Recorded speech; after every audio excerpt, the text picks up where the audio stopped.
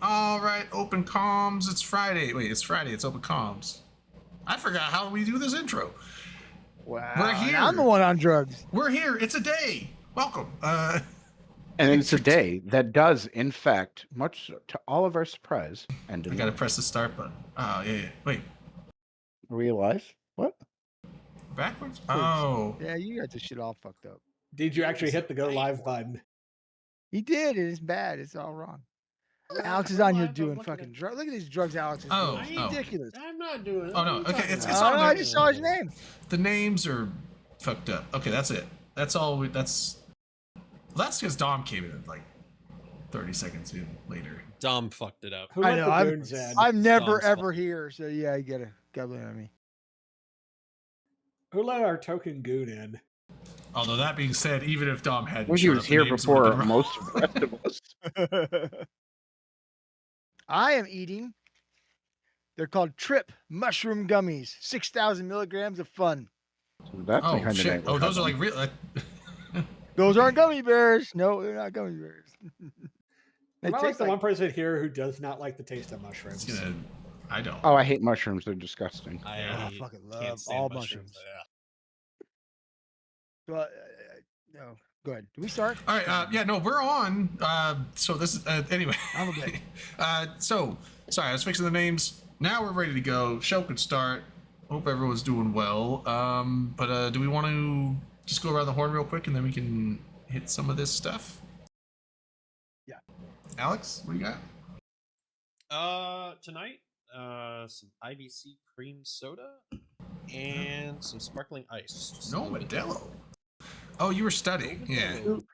2 weeks in Yeah. a row, no Modelo? Oh, yeah. Last week. I Really, think. Alex? A couple of nights ago, I started a stream because I was doing an Eve Creative stream, and it didn't go so well. So, but I was drinking Modelo then. That was only like Okay. Dom, what do you got? Just making got sure my- you're good. Got Morgan tonight. I don't have a fresh drink because I forgot to grab an ice cube when I was standing up, so I got to get one. And some mushroom gummies, some other stuff, and some other stuff. Damn, the whole. You the got whole use cabinet. to share? Brought the whole I pharmacy do. with him. We All right, we I'll bought be these right gummies. over. We bought these gummies at like Meth Town, from literally from like Meth Town garbage gas station, and we bought every package they had. How bad was the guy selling them to you tweaking?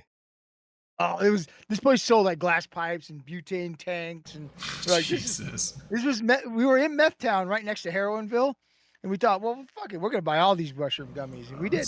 That's like okay. I was like, that is that really called that? Like, there's a little small chain of like little like convenience stores out here called Taj, and we always like called it like Tweakers and Junkies is what it stood for because that's basically who you like. They'd be open till Thank you, 5 in the Phil. morning, and that's who was always outside the front. Just a bunch of tweakers outside.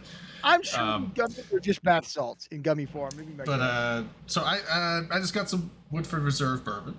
Gonna be sipping on that, and then so that's what I'm doing tonight. I am legit. Thank you, Gail. Scott, what do you got? I'm drinking some lemonade enhanced with vodka. Nice. I like those. Flat. I have a rum and coke, and I'm kicking myself for not thinking about getting this until just now. But I should have gotten some aviation gin. I like that stuff. It's really good. I'm not even much of a gin fan, but I would push aviation. That stuff is actually delicious. I would I've even. not tried it. I was like, I don't like gin, and that stuff I'd pour into a glass neat and just sip on gin straight. Like it's actually pretty delicious. That's the thing about gin is it's really just different herbs and spices. You know, juniper berries Yeah, it's is mostly obviously a big part juniper, of it. but it's smooth. They and all it's- use different additional spices though. Like I've yet to come across 2 gins there. I'm like, oh yeah, those are exactly the same. Like there's quite a variation. Yeah, I got it because like the Ryan Reynolds commercials. I was like, I like Ryan Reynolds. Right. I'll try his gin. It was actually really good. How did I not know he made that? He I would didn't. agree It with was- Skyhoff except the cheap. Or did he just? Oh, he just he, shilled for he, it. he bought. Well, no, he bought into the company. It's a company out of Oregon, I think, that makes it. aviator, right? And aviation, yeah. And then he came in and he, I think he was in Vancouver Canada at He's some point. He Canadian, was that's like, right. Showtown? yeah, and he was having a drink at some bar, and he ordered a Negroni, which has gin in it, and he was drinking. He's like, "This is delicious," and he's like, "What's the gin in this?" And they told him what it was. He's like, so he went down to Oregon and met with the company. He's like, "I like this stuff." And he like offered, I think he bought like 50% of the company. He's just like, like, I want to buy this company. And so he just bought like half of the gin company. And then that's why he made the one of the joke commercials where it's like, aviation gin, it's like aviation American gin, now owned by a Canadian or something like that. But yeah, and it's really good though. Like it wouldn't even be shilling, because shilling is like selling something you don't Oh no, and actually, have an interest in, but he I actually didn't- like it. I just looked it up. He bought out the company completely. Oh, he bought the whole thing. Okay. That's what I Yeah, thought. in 2016, the company and label were bought out by Canadian-American actor Ryan Reynolds, who became its new owner and primary spokesman and sponsor. It has since been sold, though.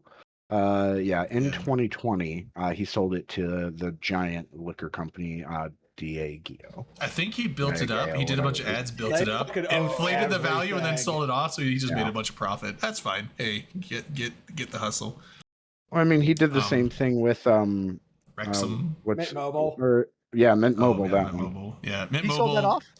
Yeah, he sold it. He still does the ads though. Yeah, and then he's like sold half it to owner of T-Mobile. the Wrexham soccer team in the UK. And it's hilarious I remember, watching him talk about that, because when they bought it, they like that was like not a good team. And just hearing the story and like the interactions that they've had with the community there is actually like really awesome. Like anytime you see those two owners, Ryan Reynolds, I forget the other guy's name, talking can't about it in interviews, like you could tell they really enjoyed what they've been doing with that and that are having a Isn't lot there of fun. 3 or 4 of them? I thought there was. It's two primary owners. It's so two. Ryan Yeah, Reynolds. it's him and some other old guy. I can't remember his name either. But they had a All couple right, of I mean, it could be worse. It could be Dan Snyder. Let's that is the worst, yeah. let's swing into a little Eve stuff. I mean, I'm down to just kind of hit it real quick. Did we know? He's if- coming, but Yeah. yeah, he's not here yet. I don't know. I just Okay, then texted maybe him. we hold off on the scope. Well, I mean, the You scope's mean the basically about talking. the bad video? What? The video was good. I thought it was excellent. Let's Pam- let's save the commentary for the video till after we watch. Yeah. it. Well, I wasn't gonna. Oh, I mean, we could play it. We should. You want to play it? I haven't seen it yet, so yeah. Okay. Well, hey, we'll play it. Redline's not here to complain about us watching it. Okay. Yeah, we'll just play it. It's actually cool. It's because it's basically all about the war. So Love you, Redline. I was not prepared to play it real quick. Once. And I invited Dave Archer on tonight, so hopefully he'll be able to make us. We'll see. He said he could, but he does have to work early in the morning, so he might have fallen asleep. He's in England area. Oh, that's right. He's across the pond. Yeah. Is that? Isn't he always on the show and high on his alt? That's what my shirt says.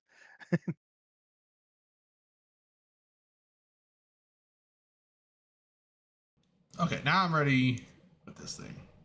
As you're getting that set up, so Street Corner, do you actually like Mint or like the concept of Mint? You'd be the first person I've ever talked to actually used them. So Okay. Yeah, I got the video. Let's. Okay. All right. Let's just play it. The system of HB TAC-1NJ in the Great Wildlands saw major escalation last week as the Imperium dropped a Fortizar within direct engagement range of a PanFam Keepstar. The location signals an aggressive siege strategy by the Imperium. Although supercarrier and carrier fighters were deployed, they primarily served to cover a fleet of battleships and battlecruisers executing the siege. PanFam engaged the Imperium defense fleet during the Fortizar's anchoring process. However, a bold feint by the Imperium saw dreadnoughts undock in nearby systems, and a Sino dropped on the Keepstar itself. The maneuver caused PanFam to withdraw to safety, misreading the feint as a full-scale capital assault. The Fortizar was anchored without further interference. The following day, PanFam returned to challenge the now onlining Fortizar, but with the element of surprise lost. Imperium forces adopted a defensive stance. Despite sustaining heavy losses, PanFam fought on with determination, but ultimately the Imperium cleared enough pressure to secure the Fortizar's activation, its survival ensured by both strategic reinforcement flow and the withdrawal of PanFam forces when the tide turned unfavorably. With momentum on their side, the Imperium dropped another Fortizar in EFM TAC C4, one jump from PanFam staging. Together, these new footholds forced the latter into a dilemma: defend both or yield ground. Under heavy siege, PanFam began to shift toward asymmetrical tactics, looking to stretch Imperium logistics by striking smaller objectives across the front. On the evening of June 6th, the Imperium targeted the Keepstar in EFM TAC C4, led by Asher Elias in a Hubris-class Lancer dreadnought, and flanked by Raven Navy issues. The fleet staged theatrics, including Crab beacon deployment, before taking the structure's armor uncontested. The Keepstar would subsequently fall on June 10th at 45 minutes past midnight. Meanwhile, HB TAC-1NJ's best friends forever Keepstar was also marked for destruction. PanFam formed a defense, but failed to prevent the anchoring of two forward Fortizars. These platforms enabled follow-up sieges on the Keepstar, culminating in its destruction, also largely uncontested. Over 1,850 pilots contributed to the carnage, with damage estimated at nearly 288 billion ISK. Subsequent days saw further losses for PanFam, including 4 Astrahus Citadels, a Fortizar in EFM TAC C4, and a Ragnarok Titan destroyed in period bases while traveling without defenses. As the Imperium fortifies its advance with newly captured SOV and strategic timers, PanFam's doctrine shifts to hit-and-run disruption. Though the pace of conflict is slowed, the front lines now stretch thin with minor objectives, Ansiblexes, skyhooks, and resource infrastructure likely to see increased action. With 2 Keepstars down and the Imperium's morale surging, the war's tempo may shift, but its intensity shows no sign of waning. This is Alton Hovery reporting for The Scope.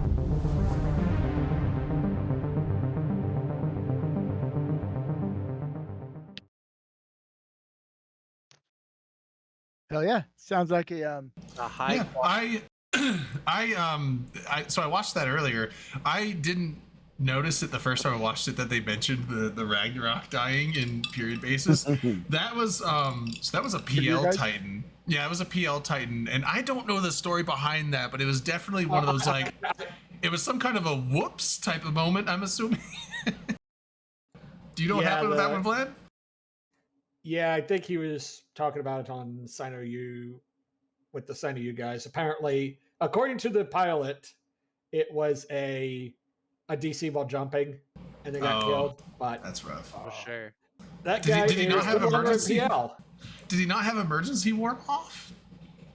That's how you get feel support at all, yeah. Because if I'm flying a Titan, I'm turning emergency warp off. Well, I don't know, but sometimes you want that. But because if you didn't have emergency, because if you jump and you're like on a tether somewhere and then you disconnect, you're not going to go warp off away from the tether for them to probe you down and kill you. But But if you're on the other side of a gate, you kind of want to warp off so you don't sit there and just. yeah, I mean, but the thing is, like, even if you warp off, if they have probes, they're going to get They're you. still gonna get you. Yeah, so. But that I remember seeing that posted in the Discord I think it was like Habits Discord or something. I was like, oh shit, what happened there? But Well, so like I told our guys in a meeting on Monday, the war is going well. We're moving forward. We're having a good time. And we keep kicking ass. So, there you I go. do like how the Did- title. Where are you gonna go?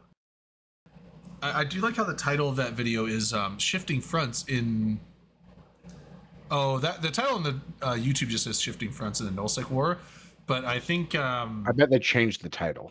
Oh, okay. It did. Oh, they must have, because before it said shifting Yeah. fronts in the Northern War. It's like, wait, oh. Yeah. So some It yeah, doesn't I talk bet about Frat at all, but I bet someone at CCP went, that's who the over. fuck did that? yeah. See, I read it as shifting fronts from the Northern War to this new war. That's the way Oh, when I no, read no, that. no. That's the way I took it because I- I knew they couldn't be talking about a Northern War. I was like, well, they must. They probably just either That makes sense. They just messed yeah, up. figured- Yeah. messed up. Does anyone else notice that it seems like they're using an AI voice for that? Yeah, it did sound like it. What? Not like the same voice they always use. There was some times where it sounded like there was some weird It's the same stutters guy. that weren't like a human to me, but It could just be shitty editing. It's CCP. Come on, maybe. cut them. I'm curious to hear from like CCP Darwin. Yeah, it sounded like AI. I wonder if is Alton But then Harvey. it's always been AI. Yeah, I wonder if it's always been AI. Sorry, Vlad, go ahead. I mean, it makes sense. It definitely there's has a that guy. like cadence that's AI. There's a fucking guy that does it. there's What's a his guy name? that does. Alton Havery. Yeah. I think that's the the character character. I think name. that's the AI character that they No, made. Alton's No. a good guy. You thought you met him at FanFest, didn't Yeah, you? the Pulse So is I've an been- actual guy. yeah. The Pulse No, is I an I've met been- actual him at FanFest.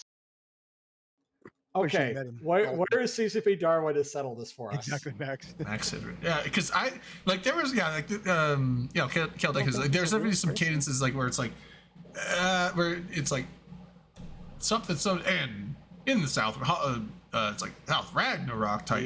It's like this weird kind of, and also there's like some words that starts Why pronounced are you one way and making then fun of the way immediately this guy shifts to a different talks? way. Becky says, Alton, have you been 44 years in the scope? So, yeah, of course he's real. I They did that try with asking. NPCs.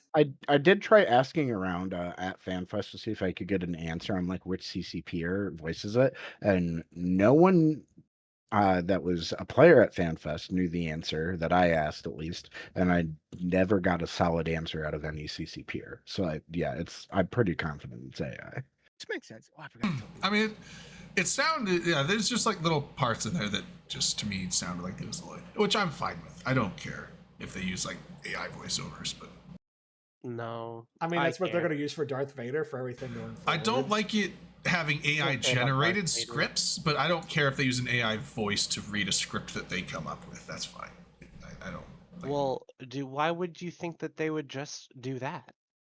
If you use it for one thing, you use it for the other. no, because if they want it to Not say at a very all. specific set of things, because the AI script might fuck up and not. Yeah, If they tell want- the right. AI. Tell If the you- AI to do it specifically. That's how AI works. What do you No, mean? but You if use AI to Yeah. set up. But the- if you're like, the we bare want bones.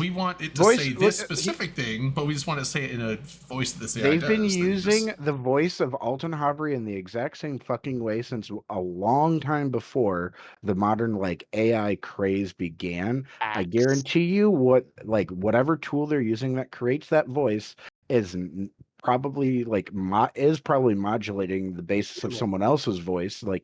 But like it's I think there's a It- man reading a script. or maybe there was, and then they had AI.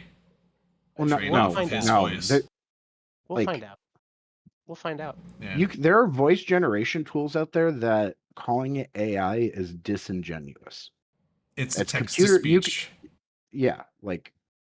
It's like do not call it AI. That is not what it is, because that Okay, makes it sound I- like it's something related to modern tech that's new within the last couple of years. Shit like this has been around a long time, and it's been used in a variety of different video games, as well as like other media production. I used it to sell potatoes.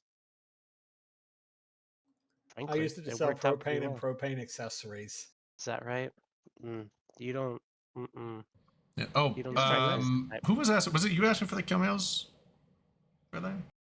You were asking for it. I was asking how much they were, because like So, HB I don't TAC wanna- is showing I don't- 287 mil. Oh, I'm gonna I don't- drag Dave. Dave is coming in. I don't want to be the Debbie Downer, but like, there is. is this what the news is now? A couple keep stars. A couple and a keep stars are Fortizar big. How often gang. do keep stars die? Hey, As Debbie often as Downer, they you kiss need my ass. to. Yeah, but Two it's like keep stars the- dying is a big deal. When was It's the not that last big time of a a keep star deal died? anymore, dude. Before these two, when was the last keep star that died? There's never Bro, gonna be another it's big war. I very guarantee simple. it. Never. There's Never. One- it's oh, not a the big, real- this isn't a no, big war. What do you there's want me a- to say? You want me to say this was a big war? Half the game is course it deployed. is. Half the game I is think deployed there's against. I think Never there's gonna a be more another big relevant. war. I'm Never gonna gonna be check- another big war. Wait, Dave Redline Archer. what's it? was a big war. First of all, it's Is not a over different- yet. Second of all, you would have to log in to know that. I'm logged in Oh, right now, bro. Yeah. Oh. But half the game is deployed against each other, and keep stars are dying. That's not a normal occurrence. And massive It was fights. I mean, May there's been 3rd, big fleets. by the way. I haven't it's been done what, a it. month and a few days. It's like the war's not even half over if it's like an average what most other big wars are. So We're- So we're I gonna get a welcome feeling Dave this will be Archer, going who's for a while. FC for the yeah, Imperium like side of things. here you to guys talk haven't about even that. got to Well, Trone Land. I mean, you're right on the edge of Trone Lands, maybe but you I'm aren't just there yet. salty because my war partner ran away. Like maybe that's it. Maybe I'm just mad because and it sucks. Tell Winter You know, Co to come shoot some goons, but instead you guys are shooting our northern side. What the fuck? Eh, The war I mean, seems to be going well. They're Oh, not. for I us, don't think you anyway. guys are shooting like citadels of ours, but you're definitely hitting also, jump fuck bridge you, and Dave supplexes Archer. and stuff. Don't tell me to log in, you little bitch. Oh, don't fire Oh. Jake. Well, Can't be If logged I in at the need same your time alt, anyway. Shut up. I'm gonna We're not the share same something. person. I love So you. Dave, Wasn't from talking the to you, Imperium, Redline. Imperium aspect, how's the war going? Very quick, surprisingly quick. I'm going to be honest. Because Why is it surprising? It's PanFam. we thought there'd be a little bit more resistance from the horde that wins, but there isn't. So at the moment, we're just blitzing through stuff and hopefully finding the point where we touch the no-no square, as with most wars. How far are you Oh. Yeah, gonna we go? definitely Don't have moved touch our me front there. forward way faster than I thought we would. I was like, Yeah, we're in one it's- system, all of a sudden, like 3 systems away. I'm like, God damn it. Well, the big thing is we're utilizing our multi-boxes. Like earlier today, I was out reffing 13 structures within the space of an hour with just me and my ult. So See, no Redline, damage had cap you logged and in, you could have multi-boxes. stopped him, but you didn't. Exactly. Yeah. If I logged in, I don't know, but you But specifically. no, Maybe it's gone great very if logged in, you could have fucking stopped it. I feel if also anyone logs in, there's the fleets and there's not been fleets, right? what? No There's Well, been, our fleets are side's had released many back- fleets. there's been fleets every day. Oh, good. It's just I think that one of the issues, propaganda aside, is early on in this conflict, Horde got their nose blooded several times in quick succession due to some fatal errors, and it kind of it definitely caused supply issues, and I think it kind of gave them a shit. Maybe we can't just bully our way through this like blob stuff.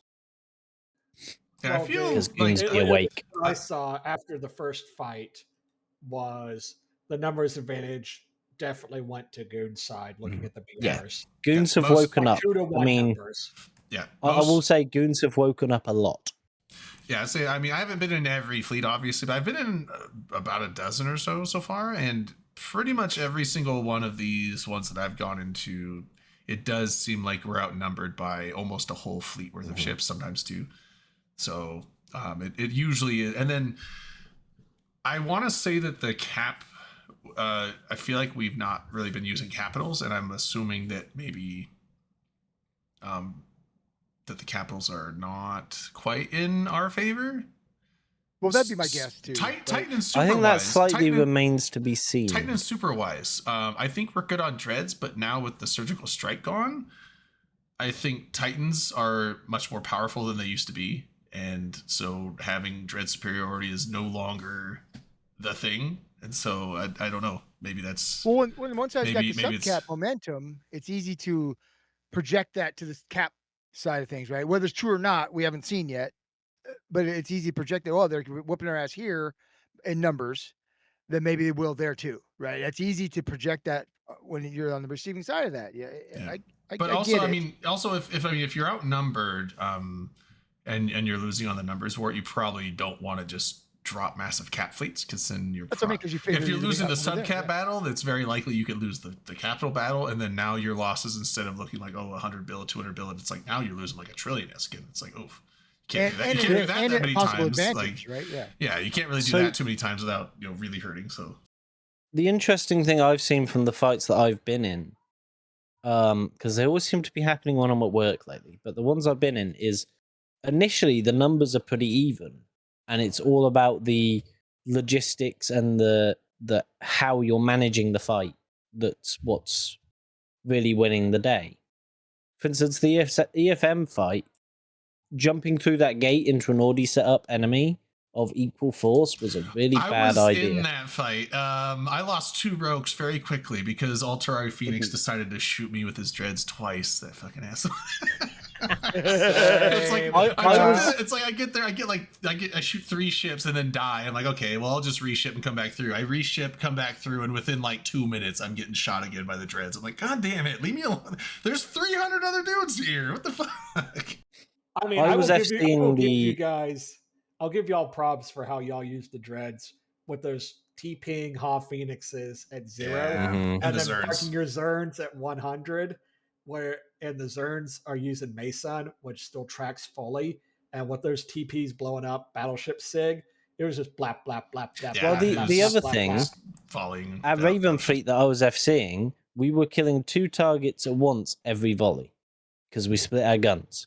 It got to a Yeah. point where I didn't have the breath to keep saying the targets' names. I just went, okay, you're going to fire at one, then fire at the other with the next stack and just rattle through them because I couldn't Yeah, keep that's up with that's the other the thing amount with that were dying. It was nuts. is with the Bargus and the Raven navies. So you guys are using the faction battleships, a lot of firepower there, Mhm. and PanFam is sticking with the Rokes, and they don't trade well. And the Rokes, For as long as they can, anyway. yeah, I mean, I mean, Rokes will they'll volley Ferox navies off the field, no problem, and they'll even chew through vultures, but it's like it takes longer to. But you're not going to win the grid. Right, but it's like we're trading battleships for cruisers, and that's never a good trade. And the thing is, like, where the Rokes, I mean, yeah, you could put Spike in or Iron or something and hit out to where the Ravens and Bargus are, but you're not gonna kill those battleships with that long range ammo. No. So They tried it's to like you burn at can't. There's no way to hit you guys with those. They tried to burn up my Raven fleet, and the other great thing about our Raven fleet is it's basically battleship version of Cerberuses. They're very quick. Mm. So our Ravens will just turn around and run away while the Rokes are happily running into our I've and wondered, missiles. I've wondered why, and I don't know Raven. I don't know how effective it is, but I noticed that you guys are in a lot of the fights constantly having bomber wings coming in. How much damage and stuff they do, I don't know, but like I don't ever see any PanFam bomber wings going at your guys'. It's because those bomber wings are one person. Each one of those wings is one different person. It's our multi-boxes. Hmm. So we don't dedicate a fleet to it. We just have our multi-boxes do it. And they're very effective. They have in the past wiped out entire Logi wings and stuff like that. Yeah, it's like If they don't want wipe them out, they're busy. it forces you to move, Yeah. or it forces you to turn your MWD off sometimes because you're like, well, I can't get out of the way of these, so better try and not die. And also, I mean, no matter how many You guys times, are weapon each other. yeah, no matter how many times the fleet is told don't broadcast for bomb damage, the second that They're Mr. gonna do it. Lucky, what's up? Welcome, guys. Welcome. Hey, We I'm are Lucky. talking about wars and stuff. We got Dave Archer here with us. But yeah, so it's like, I mean, anytime you're like, don't broadcast for bomb damage, those bombs hit and you get like 40 to 50 broadcasts come through for it. It's like, and then by the time they sort through those, you've lost 5 more ships at least. So that's, they're with effective. the- And I don't know why It's a twofold problem, isn't it? Yeah. I never see PanFam bomber wings. So I'm like, why aren't we like, cause I always see your guys' Bargus and Raven navies are like in a tight little ball. It's like, maybe you could warp off in time, but it's like if a couple good We bombing can burn runs away could from the really, bombs really yeah. quick. But even if an entire bomber wing gets caught and killed, It is disruptive though. that's- So I mean, that's not that much loss. Yeah, You it's know like what I mean? 7 cheap bombers to potentially disrupt larger fleets is effective. So I don't know why they're being used as much, but Probably like we talked about last week, it might be a situation of finding people who are competent enough to do it yeah. and or willing to do it, right? And maybe your side might want them, they just might not get people who volunteer to do So, it but like and or competent people who are doing it. That's true. So I mean, like I'm not good at bombing, so I'm like, why aren't we seeing bombers? Like No, like we talked about coming last week. from the guy who bombing probably is couldn't not, get in a bomber and do the same shit. So I don't know. That's bombing is not a non-skill position. It isn't. You got to be able to know what you're doing. And like Dave just said, if that's one guy doing it, obviously he's very competent. You know, those groups of multi-boxers. Yeah, I mean they use like when I do it, I use EVEX and I just have it. My mouse has the on the scroll wheel the left and right click on it. So you just set that as your next window, and you just make sure all of your accounts have the launch bomb button in the same place. You just flick through and click, and job's done. I'd get 2 of them. Then my third guy, he'd go the wrong direction. My fourth guy wouldn't be paying attention because That's just how I work. Then the fifth guy probably forgot to log in. That's my bombing. Yeah. I haven't done bomber wing since back when a bomber wing of like 7 dudes was like 7 separate dudes, each in one bomber. So it was a little easier to manage, kind of hit and miss. It's like you only have to worry about one ship, but you have to also hope that 7 different people are all on the same page, which doesn't always work. But So, Dave, honest question: why Raven Navies versus T1 Ravens? More speed, more damage. Sorry, I'm also playing Doom with my friends, so I was over talking to them because I couldn't find them. But yeah, more speed and more Dude, damage. June is so much fun. It Have you is done the so chopper good. yet? is that the newer one? Yeah, they do more speed, more damage, and they're just cooler. Gonna be honest. They're a little tankier too, aren't they? Yeah. No, they're. It's kind of Like I said, I don't think I ever thought I'd like a Raven fleet. Right? The last time I did it, I think was fucking way long time ago. The Free Gates, maybe they used to do Ravens. I just thought this is a worthless ship for the longest time, but man, these things are fucking effective. Is there I mean, Dom, fun. we've used Ravens in Podchman for battleship fleets. We've gotten a ton of fun fights. Those fuckers they punch up really well, and just I'm T1 surprised. suicide T1 throwaway Ravens kill, like we have killed entire Marauder fleets with just Raven fleets. Cruise, yes, yep. Yeah, Torps. This is at 0. So oh well, it's they're torp. definitely using cruise because they're usually yeah. shooting like 200k almost. So But and that's the thing with that's missiles. not is torps, but- you do the same damage at 60 as you do at 200. You know, there's no fall off there. So, and I don't know if this is OPSEC for you, but I mean, is there a reason why mixing Bargus and Navy Ravens, or? they're not the same fleet. One's Sigma Grind Set and one's Goonswarm. Oh, gotcha. Okay. So Sapides uses the Vargas because he's a crazy fool and likes his really expensive caps. See, I didn't tell you that last battleships. week because I thought it was. They're effective. I mean, fuck, BFL was using Bargus for a while. They seemed pretty good. The problem with Bargus is you get them caught and lose them. That's an expensive loss, right? It is. They just don't die.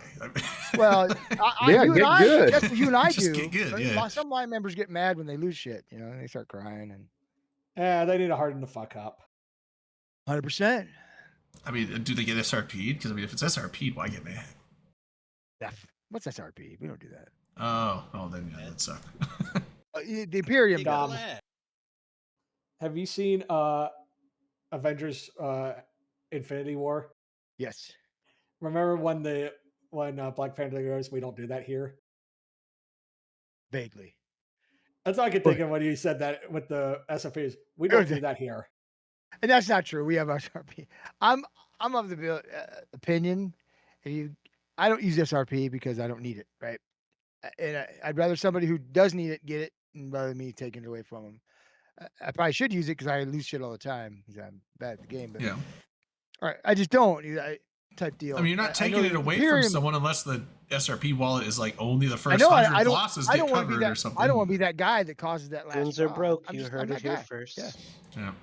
Well, guys, No, individually we're very rich. I was like, didn't Asher say the goons were broke during the State of the Union? He's like, we're broke. Let's go to war. And then they bring faction battleships. Like, I don't know. How broke are you? I mean, we've been using faction battleships for a hot minute. So what about the big thing is Faction the dreads, too. alliance.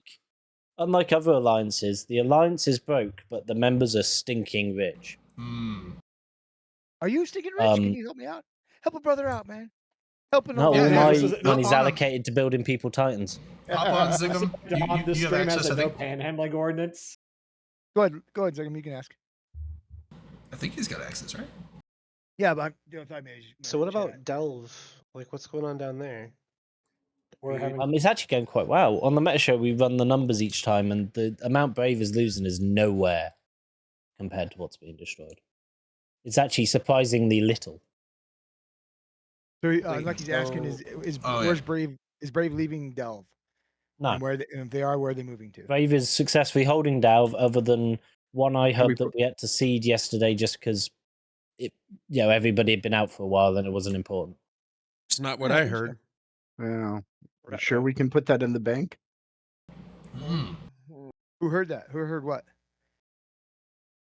I am not sure what's going on the Delve side, so I know that there's some. Somebody said that's not It's what I going heard. pretty Who said well. that? I mean, Brave is It's holding not. It's their not own. what anyone to an in extent with PanFan help. has heard. Okay. I'll say that. So you guys are here that you guys are taking over Delve. Yeah, but let's be honest. No. There's a track record Wait, in PamFam not telling its members the truth, to the point where Gobbins has now started fact checking what the FCs are telling members in Horde General. Well, I Gotta be mean, proof if for we're that. being honest, goons Have a You know, rule: you do not forbid- lie in Don't- pings and do not lie to your forbid fleet. their FCs from joining Discord servers. So I mean, No, that's we don't. Not anymore. Hi, I'm right Not here. anymore? Not this don't Discord all server. Friends. alliances kind of Yours because it was a toxic piece of shit. Was No, That it you was guys mine loved too. on Oh, Goons you- isn't? Oh, you okay? and- Like yeah, that's. fuck off. I feel like that's a disingenuous statement to say about what Redline's old show is about. Like you guys. Not the Very show, much- the Discord server. the Discord He's server. talking about cesspool. Okay, fair. So Oh, there's a yeah, reason I fair. don't pay attention to cesspool, so that's fair. Yeah, exactly. It's because you can't handle it. But no, it No, was that cesspool was I got a- enough of Hugo. a cesspool in my life. that was a thing that old goons did. There was only a because few they were people that just were so allowed to good. go- Literally, yeah. Asher did it. He's not an old goon. He's the current leader, and he's the person who did it. And it's no longer a rule. Okay, fantastic. I love It that was, for and you it will guys. admit it was a rule at one time. Absolutely. It's But- so yeah. wild. But is Gobbins doing that now? Not that No, much. but you Or try we and saw get what they anyone from say. Horde to even just chat with anyone from anywhere else. Alex tried. What were you told? No. Yeah. Oh, I've said weekly on the Meta Show that we have reached out to people, and we've had people reach out to us and then go, "Oh, I've been told I'm not allowed." Like, there's no goon that's going to get told they're not allowed to go on a stream. Anymore. That did happen. Exactly. That happened to me one time. They told me I wasn't It's allowed funny to. I was like, seeing "Guess what? that. I'm going to do that- it anyway, so you can either kick me or ignore me. We I talked mean, to it's you, funny Unlucky, to come me on. seeing that flip. Unlucky. Get on here. You FC Yeah, run shit. you're welcome here anytime, Unlucky. Everyone wants to talk to you. What are you talking about?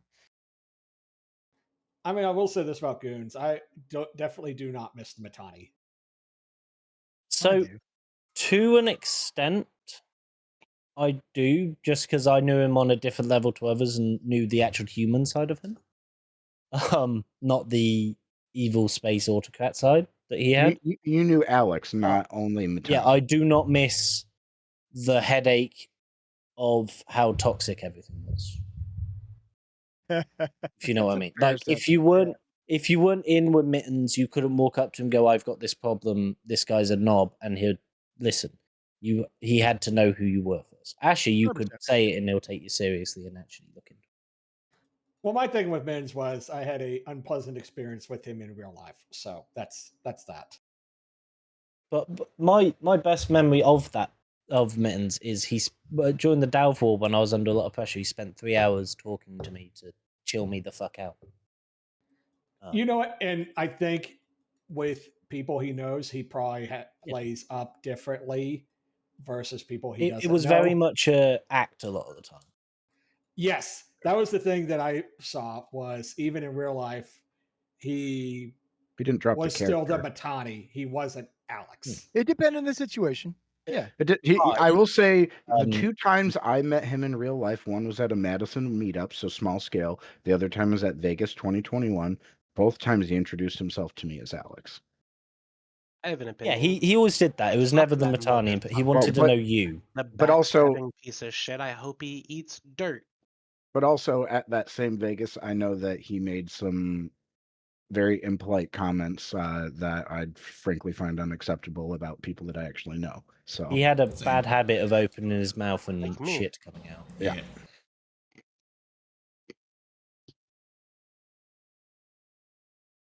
Sorry. Anyways, sounds like we're all on the same page here. No disagreements. And I want to add an addendum to that is all the other goons I've met in real life are perfectly delightful people where I will happily shoot them in this video game and I will happily have a drink with them in real life. Yeah, As it it's should be. I think that's the default for most. It's the Like big until thing. you prove yourself otherwise as a piece of crap. Then I've got 2 people on my list I didn't That's- care for. That's it. one of them's me. No, I fucking love you, Dave. I The other- love you. The other one's me. I did not care for the big red boat. We just did not get along. I like I didn't Boat. like him. I never And met I'm Boat in not- real He was life. too much meeting him in energy real for life, me. He just Yeah. I didn't get along with him. Oh no, I I didn't. did I meet didn't Boat like in real life, Graf- but I didn't like Graf Talcon either. I didn't care for him. I met said Grath a hi couple to Boat times. once. I don't know. I've only met Grath a couple times, but in person, he seemed like a very chill person, as opposed I to felt like a douche when nozzle. going in there only hearing the SoundCloud shit of Grath rages. I'm like, oh man, and then like you talk to him for a few Well, minutes. when like, he joined the "Ah." Goons, he was But- great on comms and stuff. I met him in real life, and I thought this guy's a fucking tool. Yeah. I don't know. It's There was people who stick needles in people's ears. I think I don't know. I didn't care for him. but, Hey I'm Dave, gonna are tell you Go are ahead. you a 40K fan at all? No, not really. Well, you know how like Briska is a huge 40K fan. Yeah. So I was just dicking around with Gemini, and I found out that I could make Space Marines painted in very humorous things, and so now I've been bombarding him with extra heretical Space Marines, like I've a just Space Marine noticed with something- Dallas Cowboys collars. I've just Oh, noticed Dallas something Cowboys. Zigam said in chat real quick. Zigam, some of them are banned for dumb reasons as well, like headshotting you and then go boom goes the dynamite.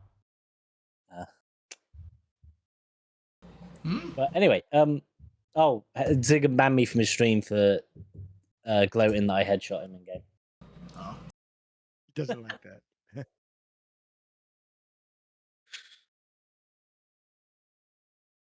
Oh, we will argue about this for centuries. You're 100% correct. That's True. funny. You know what? I think my toes can fucking smell colors. Your You toes do? can But- smell so back- colors? Is that what she said? I think my toes can smell colors. I don't know what they fucking are tingling. Bro, Revolving it back to the war, Bro? though. you good? I'm happy as fuck. So this, I'm assuming this is like a full-scale invasion. Like your guys' goal is to push PanFam out of drone lands. Is the ultimate goal? Not Because I've heard not otherwise. sure. Ash is keeping it very close to his chest. I think it's just kind of a keep on trucking and see where we end up. I think you put it very well earlier when you said until we hit the no-no zone. We're going to get Yeah. to a spot where there's going to be a severe reaction from our enemy, and that might be as far as we need to go. That's I think LSQ. that's a- Don't touch I mean- LSQ for some reason. I don't know. You know, you touch the butt and then you try and go a bit further, see if you can, you know, That's- get through. tickle If the you balls. can't- Not LXQ. Exactly. That's all. That's where all my exotic dancers are housed. Oh, Please no. don't touch Oh, My is it- prediction is Brave New Space. my prediction is that if Goons is that nothing's going to happen unless Goons cross the into drones barrier, and then when that happens, Frat's going to get pulled in. Guy bun bun. I don't think Fat would be pulled in on the side that people think. Yeah, Frat's been Uh-oh. shooting. Frat's been shooting PanFam. I mean, they had, like I Yes. said, they haven't really been hitting been Citadels, but blowing they've stuff definitely up. been shooting Ansiblexes and blowing those up. And in the north. Metanoxes and Metanox, reinforcing yeah. Ratarus. Yeah. So like, they're definitely encroaching on the north side, which because I was like, that's a little weird. Weren't you guys fighting in it and what Synergy of Steel up there or something? Mhm. But also but in is it that are kinda doing dying stuff down in and- Dalve as well, which is interesting. So it's like this weird four-way.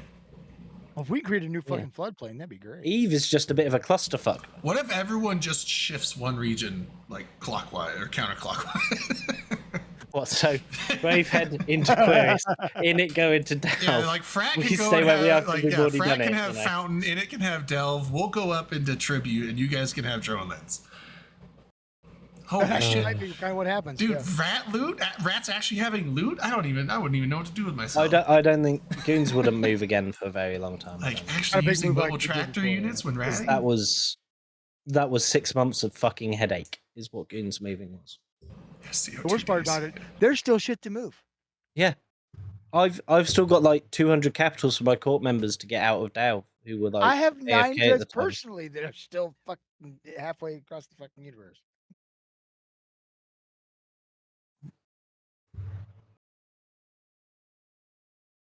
Sorry, I was reading that. I was too. I got quiet. I don't. Nice. I'm with Unlucky too. Want to buy PR Tech dreads for cheap prices. All right. Continue the conversation, gentlemen.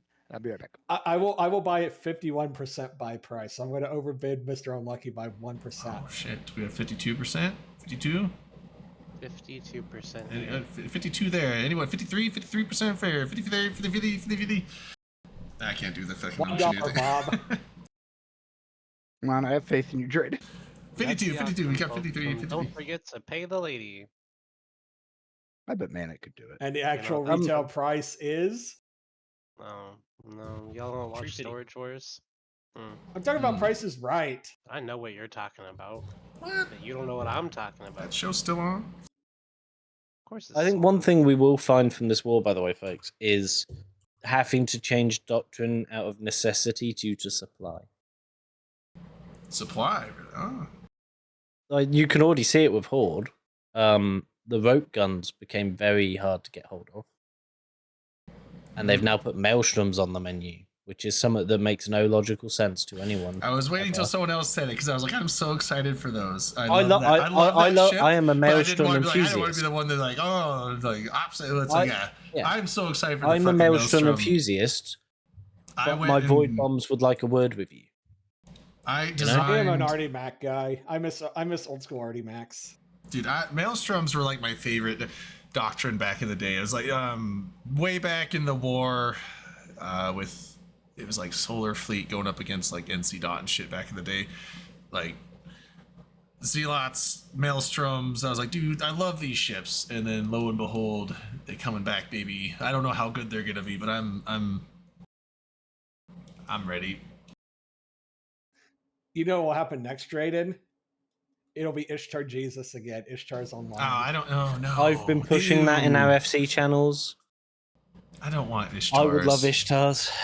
I mean, they could be good, but I'm not a fan of drone comps for PvP fights. It just feels less fun to just.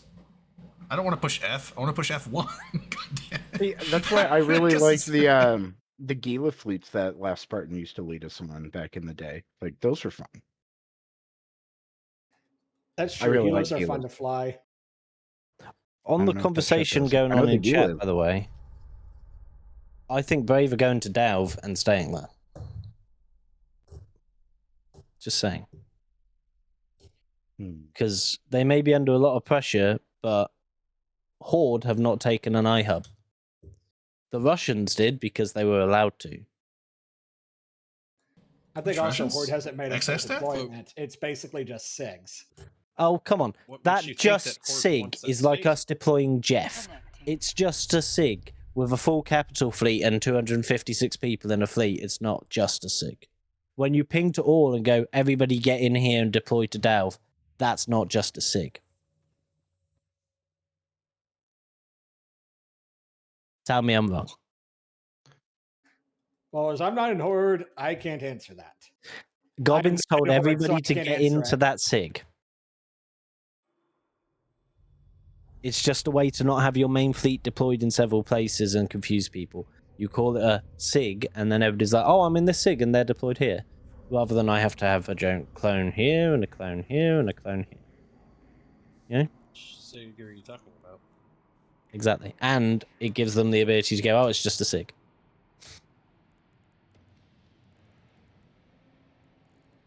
Okay, whatever you say.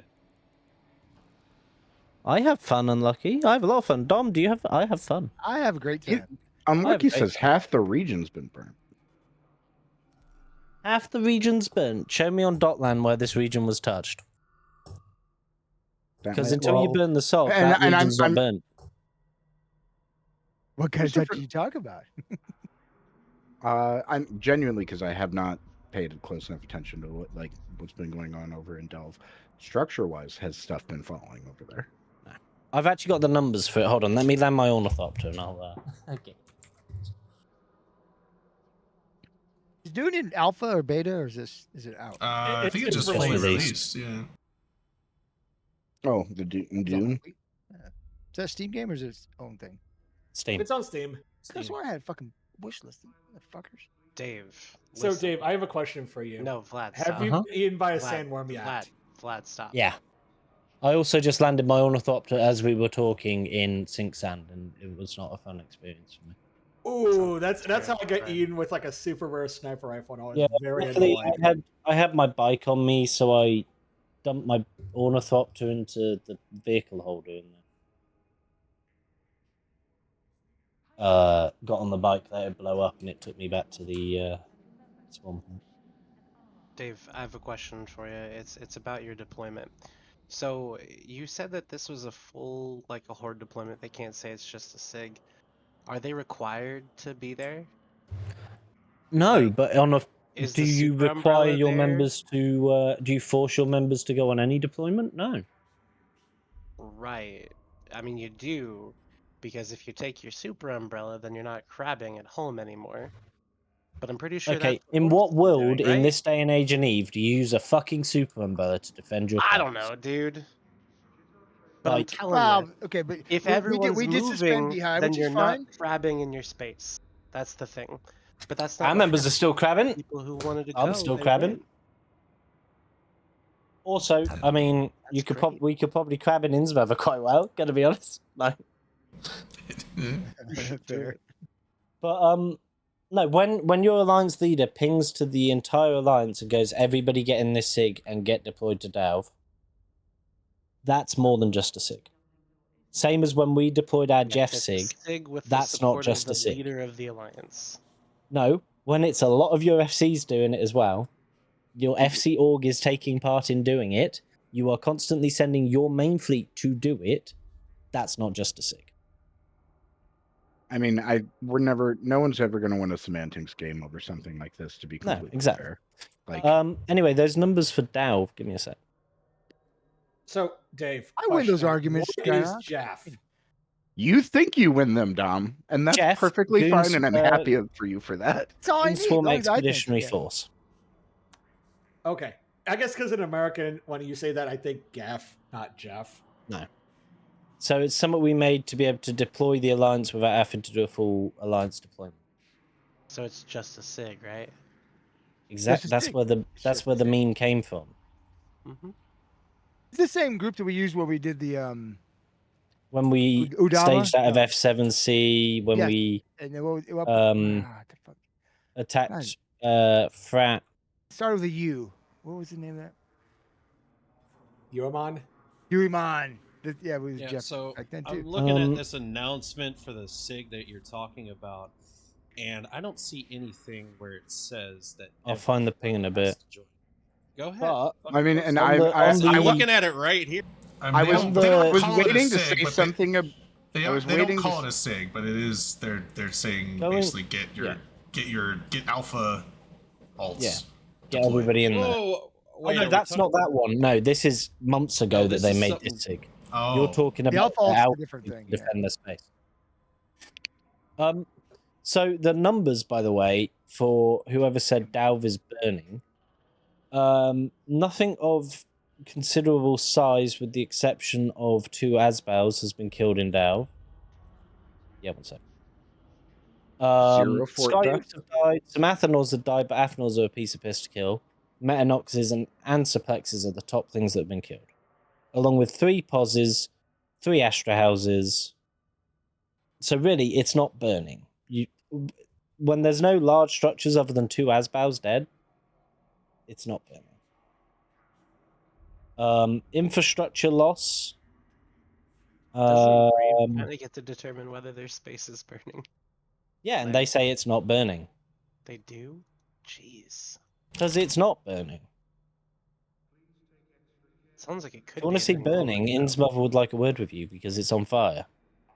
Well, and I don't think that there's going to be really much disagreement on that. So, like, cool, give you that. I think a reasonable argument can be made that it looks like it is on a little bit of the back foot currently in terms of structure fights. Have they, and this question is open not just to like Dave, but anyone, like, has there been pushes for reinforcing the Sav over there, or has that just not been the focus? I'm curious. I don't know if PanFam has been actually pushing it Delve South. There's Brave Sov contests Or- almost every day. So If you're on about coming back. successfully like reinforcing stuff. and Initial then going to reinforce, but not timers? not popping. You know what is burning We- though, Skyhawk? Hmm. When you leave the breadsticks too long in the oven.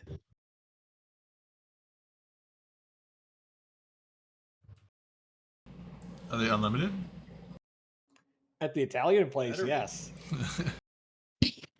You know, I was trying to set Redline up for his stupid Olive Garden joke. I don't. I knew you were. I knew you were, which is why I didn't What's this? respond. Hold I on, was we like, got. I know, I Ah. it's refuse- funny how I Redline refuse and I have like a to friendly accept yours. rivalry Yep. over breadsticks. Hold on, we got a Killman right here. It looks like a dead brave Fortizar from Delve as of That's today. not- that didn't happen. Dave Archer just told me that nothing of value was lost in Delve. Spin me right round, baby, right round.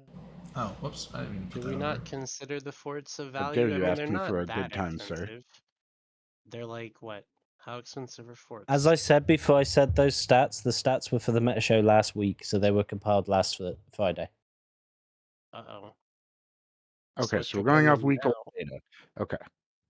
Oh, So okay. your Yeah. opinion based on your old stats was that nothing of value has been lost. Bro, your show's Is your opinion tomorrow, changed now? isn't it? Why don't you have your updated stats yet? I'm just teasing you. Because we have a special edition of the show tomorrow with Young Puke and some FCs, one of our roundtable things. So I don't have the stats because Fair. we don't need them. We're gonna do a war update, and then we're gonna go into chatting with some FCs and stuff about the state of the game. I'll be interested Who to does watch the meta show now anyway? Me. You're talking to him. The fuck? Like I said, I never followed the meta show. Me and a chap called Keith Stone, who's a buddy of mine. I'll be honest, I used to watch it regularly. After Brisk transitioned away, I did stop, but I've started tuning back in as it's I'm gonna. gotten more It took established. us a bit of time to get into our flow. Like I'm not exactly and- Mr. Confident a lot of the time, so it took. I needed to get the right partner because I originally signed up to be the co-host, not replace Brisk. So That's a bit of a difference. Who was the original Yeah, host? Was it Mark or was it Bristol? Matani, no, it was wasn't it? Mittens and Laz Talraven. Yeah. Oh, it was Laz. Okay. Wasn't Boat on it for a while? Maybe Boat came after Yes, Laz. then it was Boat and Mittens, and then Brisk and Mittens, then Brisk and Mark, then Brisk, then me. God, I can't even imagine what the energy was like on the show when it was Brisk and Boat. Or not Brisk and Boat, Mittens and Boat. It was incredible. I didn't watch it back then. I did. That's when I was in Goons. I watched that shit every Saturday. Bet your ass. You know what I miss? Trash Talk Tuesday. Fuck. It's an Same. epic shit show. Trash Talk Tuesday is the first. So actually, I credit Trash Talk Tuesday as being the first stream that like I actually was consistently watching. So and then from that stream and watching Dominarch and Rain come on it, learned about open comms, and that's how I eventually found my way here. So me being here is thanks to you, Redline. So thanks. You're so welcome. So very welcome. That's what Cesspool is, by the way. It's just Trash Talk Tuesday 24/7. That's why it's so awesome. I love it. This it could be. You mean why it's absolute? It's basically Kugu 2.0 or 3.0. It's Eh, like if Kugu had a Discord. it's who asked? Hmm? Redline, were you around when Kugu was a thing? I was not, but I know what Kugu is. I was around, but I And- never used it, so I never. I don't know what I the think it's fuck it probably is. better off that I never experienced what I heard was a massive shit show that Google was. It was like Yeah, I don't think Reddit it's a trash shit. talk, but like to the 10th power, apparently. It was Yeah, just- because the mods didn't give a fuck whatever you put. Like you could drop slurs or any type of Oh, stuff. well, on then- there. Oh, that well, we would've- don't have that. yeah. Oh, then I'm We not. definitely don't have that. So I don't feel like I'm missing out then if I'm just that's saying, all. it was basically anything goes. yeah, we don't have that because it's not anything goes at all. Which I Most appreciate things about go. your Discord. Well, you should. It's hard work. Well, I can imagine keeping all of those cats under control is fun. Yeah, yeah. The bots do it. Do a great job. Anyways, speaking of bots, what? Oh, well, we weren't speaking of bots. Never mind. I was gonna say something. I was like, what segue was that? I was like, where was this going? Where? Sorry, I'm sorry, friends. Dave. I'm afraid I can't do that. Speaking of for real. bots, Altern Havery. I don't think he's a bot, dude.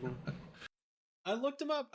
It's some guy named Kent Clark, apparently. Clark That's Kent? his voice. God damn. No, Kent. It is Kent Clark. I posted a picture in this channel, chat channel. Oh, we Why doxing is him? Parker Picture in right? this chat channel.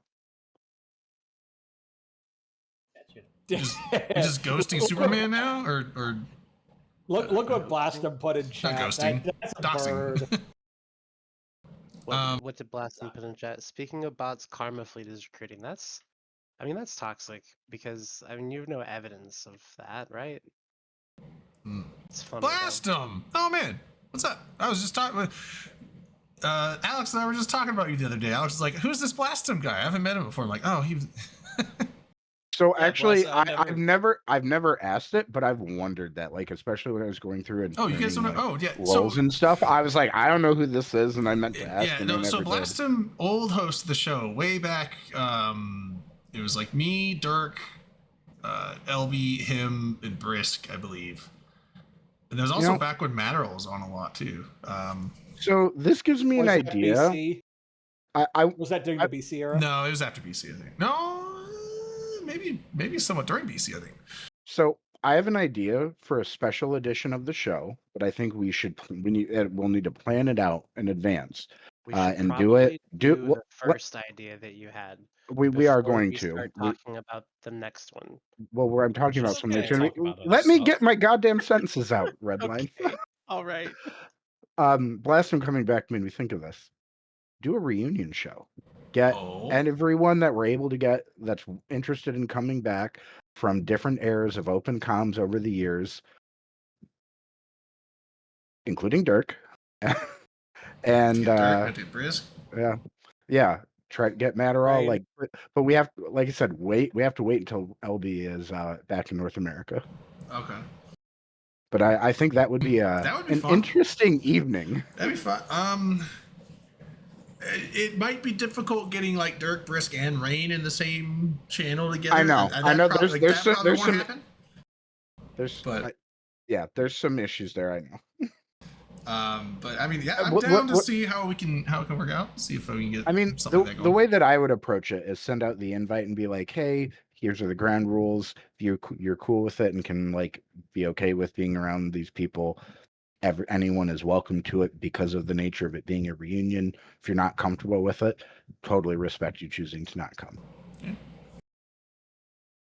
I Easy just like peasy. that you suggest this after you talked about how like you missed Trash Talk Tuesday. Oh, Because also it Citron, sounds like another. what you want to do is get All the people OGs to coming watch back. them fight and drink, which sounds fun. But To be also fair, I did very like going on toxic. Trash Talk Tuesday for the banter. Banter's great. Love a bit of banter as long as it doesn't, there's a fine line, but banter is great. Yeah, you can go off the rails from playful, fun banter to toxic as fuck Yeah, pretty easily. when it I agree. When it crosses a line of can I turn? I can turn that up. When it crosses a line of like it's no longer even like kind of back and forth jabs is fine, but when it kind of crosses the line of like actual pure toxicity, that's when it gets not fun. When people have had excessive amounts to drink. I mean, the thing when I was a viewer that got to me more than anything else was the yelling and over talking. Like when that would go on for like 5 minutes plus, I would usually just tune out of the show. Yeah, and the thing, like the more people you have, the more over talk is going to happen, and it's not even that's not even really a thing of like people just being rude. Sometimes it's just you have latency delays with Discord and stuff, so someone starts talking because on their end they don't hear anything, so they start talking, but then someone else had already done the same thing, and by the time they hear each other, they're talking over it. It becomes a mess when you have a ton of people on, but and then you add alcohol and it just makes it worse. But as for the other special episode we're doing, that'll be either next Friday or the following Friday. I just need to confirm with Manic, and I'll let you guys know in Discord what that ends up being. But we're gonna do hot comms. Manic has been coming up with interview questions for Alex, Drid, and myself, and we will have to answer these questions while we are eating progressively hotter wings. It's gonna be fun. I still have my sauces sitting back there. I need to use them. Fuck yeah. Yeah. I keep wanting to try the Da Bomb, and I've been behaving myself. I'm like curious in a masochistic sense.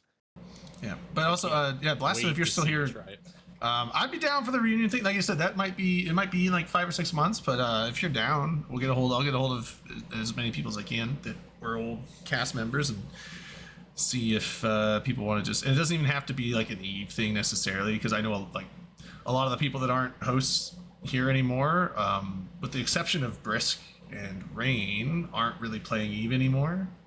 It would probably mostly be reminiscing and like talking about things that happened. It in would the just past. kind of be just a bunch of back in my day, but I don't know. Which, honestly, it'd be fun to get doing that- all the old crew back in. It'll probably work out where we can either do that in like December or January, so around either the end or right at the beginning of the new year, which I think would be perfect timing. Yeah, I'm down. That sounds fun. It's good to know, Blaston. I'll keep that in mind. Okay. Yeah. We would probably try and do it with a bit of a heads up too. So it would not be like, hey, this weekend. It would be more of like a hey, in a month. And I would try and work out a date where, I'd get a hold of people and be like, what date works best for everyone, and then let's just set it. Okay, in like a month and a half, let's do it on this night type of thing. But that's it. Well, that way you could promote it as well. So like a week or two before, you say, hey, it's the reunion show. Tune in. We're going to have XYZ are scheduled to be on. Yep. Yeah. Cool. Yeah. And not to throw a jab, Dave, but so I know that Zigga was like posting some like 2 Fortizar losses this week and some other losses and things getting reffed. And then you're like, I don't have the numbers because it's not important for the show tomorrow, but we're just going to be talking about the war progress tomorrow. I'm like, but wouldn't having the accurate numbers of losses for structures be important for the war discussion? What we're doing is we're doing like half hour of this is what's happened since our last show, whereas normally I would do like an in-depth, here's the numbers. I'll have the numbers by tomorrow, but I'm not going to be putting them on the show. We generally wait until the last minute to fully get them together in case something happens, like Saturday morning, for instance. Especially last week, because of course the Keep Stars were happening Friday night. So if I was given the numbers before I went to bed Friday night, it would have been wrong, essentially. I was kind of bummed there wasn't fights over those keeps, but I mean, it makes. That was a little bit. I mean, if EFM makes sense, HB they could have potentially put up a fight over. Well, they were so close together too. So, were you guys doing split fleets, like one fleet hitting one and another? I don't know. I wasn't there. I was at work. Oh, okay. Yeah, I was at work too. I tuned into. I think Rain had some streams up, but I tuned into her for like a little bit. But my job is driving, so I was like, when I hit a gas station, I'm like, let me watch this for a few minutes. But then it's like, okay, I gotta get on the road and I can't watch. But see, I'm bad, and I have one of those magnet like dash mounted things. I have those too, but I try to not watch stuff when I'm driving. I put on audio, but that's it. I'll play videos and then just make myself not pay attention to it. Like I'd treat it like a podcast. Yeah, I've done that where it's like if it's like a YouTube video that's just like it's all audio and it's like maybe it's just a slideshow. It's like I don't need to see that, so I'll put that on just to listen. But if it was a stream with like fights happening, I would be tempted to look and be like, okay, So if it's fights happening, I don't. But like if it's a like slideshow. like say for example, there's been Fridays where I'm traveling and I can't be on the show, so I watch the show, but really I'm just listening while I'm Dave, in my car. I think I cut Dave off. You were about to say something. That's fine. In a world of Dave giving Zigam caveats, the only information I have is from the start of the war because that's the only time we're doing the meta show's doing coverage of the war. I'm not going to dig up the last 3 months of what's happened, to go over that. So I will admit there will have been structures killed prior to the information that's sampled there. But when I'm doing a show about a war, I'm only going to focus on the time period, aren't I?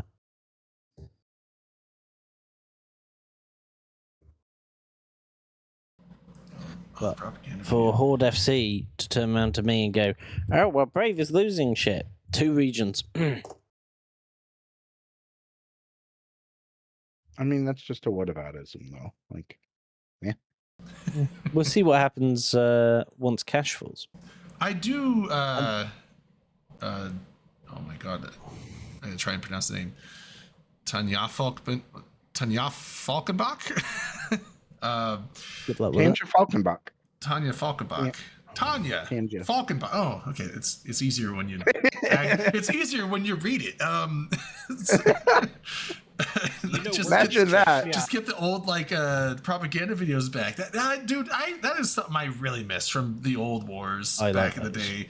There was so much good propaganda memes and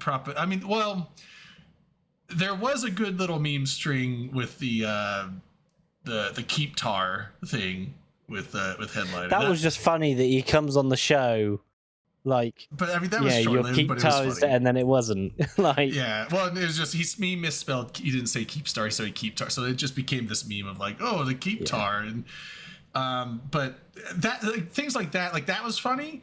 But that was a one instance. Whereas in the old wars, it was that shit every day. There was just constant new memes, and they were really well thought out and really well done. And then people would put out propaganda videos of it. Was so good.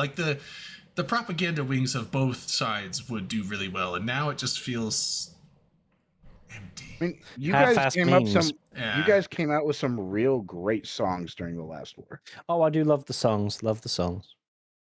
They're Yeah, great. Remember Test's propaganda guy? Their stuff was always on point. I'm going to address a comment though. Somebody said goons are acting like we've invaded drones. We're well aware we haven't. The reason why we're smug is because RDMR did a ping when the Russian dudes planted that Keepstar and BWF for a laugh, saying, when you attack Azov, this is the horde you get the horde that wins. And then Scolding Pass, I would have been like, well, that is literally a floodplain, But Innsmother, which was a region held by Horde for a very, very long time, falling, that's a bit to be smug about because it fell with no contest. Horde could afford deployed to the edge of Innsmother and drew the line there. It's the same, but unlucky. It wasn't Fire Coast Base for the last year. Horde were doing the same when they took Catch, which might I remind you, no one in the Imperium lived in because Dracarys lived in Quirius. Because nobody wants Catch, other than Brave, for some bizarre reason. They like Catch. Would any of you live in Catch? I've Hell no. never lived there, so I don't know. It's a shithole. Oh, it's awful. It's flyover space. It's terrible. I was fly in through space, yeah. when Is I that first started playing Eve. That's where I was at. Is Brave. that Blood Raiders space? No, it's Catch does Sancha. suck. But Oh, the it's True Second Sancha. said it's really easy to invade. Oh, okay. Yeah, and then half of it's split in half. It's like Fountain. Yeah, because Used to be AAA loved is. Catch, right? But- They owned Catch yeah. for the Yeah. longest time. But the long and short. Oh, gone. IEC was Catch. AAA was allied with them back in the day. The long and short on why people brag, it's all about keeping your members engaged. So when we were Morale getting war. our ass kicked in Delve, Mittens did an amazing job at keeping the members engaged and keeping them fighting because A, he was there, and B, it was never negative. It was always, we're doing good, they're here to kick our teeth in and we're still going. That's not really our motto anymore. Asher was having a conversation with the fleet the other day about how he has no intention of causing the destruction of Horde because that is bad for the game. The destruction of any alliance is bad for the game because 100%. it removes content. What happens if Horde dies? Who do we fight? Yeah. And remember, and when ProGod made all those "we're gonna kill goons" posts during WWB 2, that was just massive faux pas. If it was just a, hey, we're gonna go burn all of goons' space, we're gonna cut them down a couple notches. Y'all wouldn't have had all the old vets coming back, all the we're defending our very existence versus we're down to our last system. Okay, we'll just move. You probably Like you from may not have even WB1. you may not have even had the people like Grath and others that came back that would have been on the PanFem side but flipped. Well, even with this war, people are coming back. Laz was on fleets the other I day. saw Laz was in Laz the at EFM System fight. today. That was XTTZ is back. Mr. V has in fact been typing in our discords, folks. Run away. You could thank Sinners for that meme from Mr. Brother Bob. But yeah, it's and Unlucky. You're saying we've got a lot of blue alliances. Have you looked at the size of the blue alliances? Imperium may have a lot of characters, but so does Horde itself, and then Horde has a lot of blues as well. I'm not one to go, oh well, you've got a lot of blues, because characters mean nothing if you can't get them to log in. You know? That would be a Up great until indice if we could track that somehow. Yeah, Yeah, up with any until real good. actually we theoretically, due to our PAP system, can track how many people are active, can't we? Characters are active, yeah. Wow, you could do that as well, yeah, because you can see which characters have done the PAP. So, like, for Yeah. instance, for ASCII, I can see how many of our 500 odd members are actually actively doing stuff. And having a Horde member that actively presses the button on any character that applies, complain to me about numbers in an alliance is funny. But yeah, it's a war is all about how you motivate your people. Goons got attacked by 3 times the amount of people, but we survived because our people did not stop. That's the long and short. Oh, there's 3 things: motivation of your people, clear goal, survival or killing somebody else, what's going on, and then the ability to do so. Right? You need all 3 of those things. You can't have a group of people who are super motivated but have no assets to use to fight. You can't have people who are unmotivated with tons of assets with no clear goal. You've got to have those 3 things, and I think for the most part, both groups have done a decent job of doing that. I think sometimes the Imperium is a little bit better at the motivation part of it. A clear goal is probably a little better. Our enemies usually have a better goal than we seem to have. But when it comes to assets, both sides have done a good job with that, right? It's just I think the big thing on the clear goal is we just don't announce our goal to the world. You know? no, we it's don't 100%. But the goal has to be something clear, not necessarily to everybody, to the leaders, but it also has to be something that people are going to care about, right? That's more kind of clear and Exactly. care. Yeah, we could have a clear goal of getting to some system in Mencia. If no one gives a shit, they're not going to show up to fights, right? Even you can motivate them all you want. If there's like that's a stupid goal, I'm not going to go do it type deal, right? Yeah. Like I said, the asset scenario for both sides is a moot point, right? We've got the assets. Whether or not we want to move them into position or not, that's a different story. But they're there. Yeah, that's just not really a real thing. Then the And motivation, when you start winning, the motivation is easier. It is. More people show up until you're threatened. Like I love your no zone analogy earlier. That's perfect. Until you're threatened, it's hard to get the defenders to be real engaged with it until they get to the point of like, oh shit, I might lose something I like. yeah, well, you take the Dalv war against Goons where the entire game ganged up on us. Our members would not have given a crap if they were just attacking, Aquarius or whatever. But it was Or Fountain. Dalv is I under get it. attack. Yeah, you don't care about Fountain. Fuck Bastion. Well, It's okay. Well, yeah, but they're dead, Jim. But no, it was the whole thing was Dalv is under attack, and that's what your home is under attack. Our enemies Defend hit it or our no zone. They absolutely did. Exactly. Drones has been known for years as a defensible, impenetrable fortress. I have no insider knowledge on this. I'm not saying we are going to invade drones. But if we did, that would be hordes. Everybody get the fuck on now. Everybody resub. Hurry the crap up, you know? Like the Horn of Gondor, that would be hordes one. Yeah.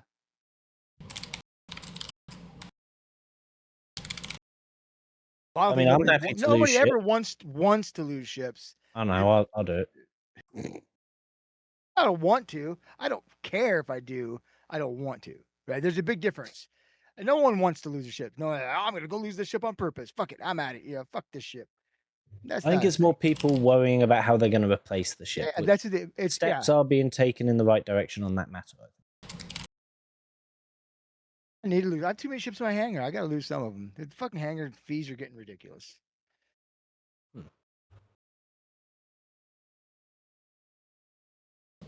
Sorry, I was typing. I spaced out. I know you were ignoring the shit out of us. Yeah. Okay. My bad. Where are we at?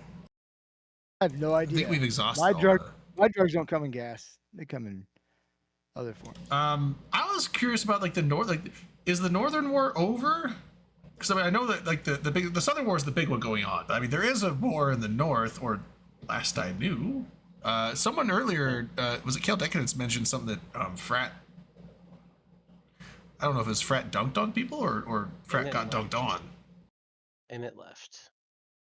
And it left? Oh, so it's over? They gave up. Is it Synergy of Steel? Or, yeah. I get Synergy of Steel and Sigma Grindset mixed up. Like, Sigma Grindset's with Goons, right? And Synergy of Steel is the Yes. ones in the North. Okay. Are they still fighting Frat, or are they done now that it left? That I'm not sure of. But I would imagine that they're done. But I think they're the ones who live there. Oh, yeah, here's a banner for it. Yeah, you said,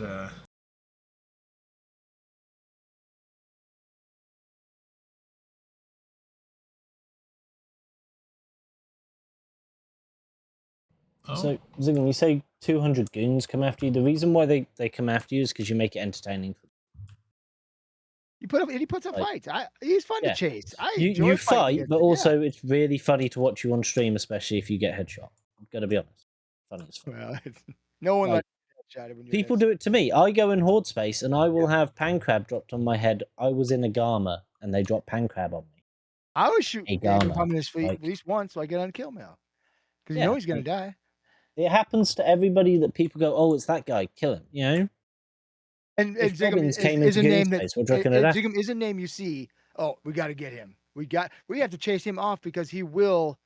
If we don't, he'll do damage to us. That's just a fact, right? We know he's one of those people who will bring a fleet who will hurt our miners and or our ratters if we don't get him out of there. It's a thing. Or just be a general irritation. Be a general, yeah. But Yeah. you built that reputation, Zigum, as being a threat to be taken seriously. That's why you get blobbed. I mean, we gotta get you out of there.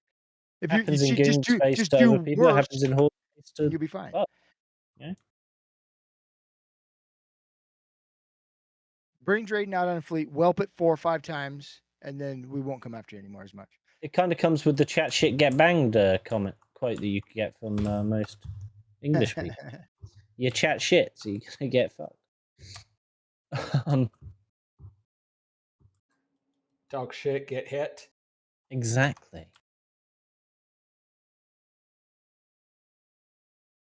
I go after miners if I can. I love killing miners. There's nothing makes me happier. Killing a miner. Or a hauler. Fuck them both. I was gonna say phrasing. I feel attacked. Oh, it's I might crashed. come after you if I can find you. You're damn right. I like killing miners. It's crashed. I saw something pop up saying Um, I'm wet is now live. I'm like, huh? Yeah. You need to Crash stop snaps. saying I like killing miners. I'm just Oh, I didn't even think of it that way. I hate killing people who mine ore. You hate killing them, so Oh, you I don't. like killing you fuckers. Never mind. What about if the person flying the barge is also a miner? I'll kill the shit out of that yeah. motherfucker. Oh, man. I'll extra kill him. He's a double miner. Keith Lucian, is it Lucian James and Keith same dude. That dude is honestly, I think that's like one of my favorite FCs of all time. That guy is fucking amazing. Who? Lucian James or Keith Dro. He goes by both. Yeah. But yeah, that guy is fucking awesome. On the note of FCs, though, one thing I am loving seeing in this war on both sides is a lot of FCs that aren't the usual name. You know, in Goons, you we still have several see that have come on that are doing pretty well, Yeah. don't we? I've been. Yeah, you I've see noticed that too. in Goons, you still see like me and Ark and Altari and Asher there. But a lot of the stuff we're leaving to the what we call tactical commanders. They're basically the skirmish commanders that prove they have a brain cell. Not going to name them, but there's like 4 of them have pinged today who are not normally. Today, Llama and Ro Alexander were promoted to full FC, and in Goons that means pretty much everything short of capitals, and you have free reign on what you do. Yeah, you know? Yogi.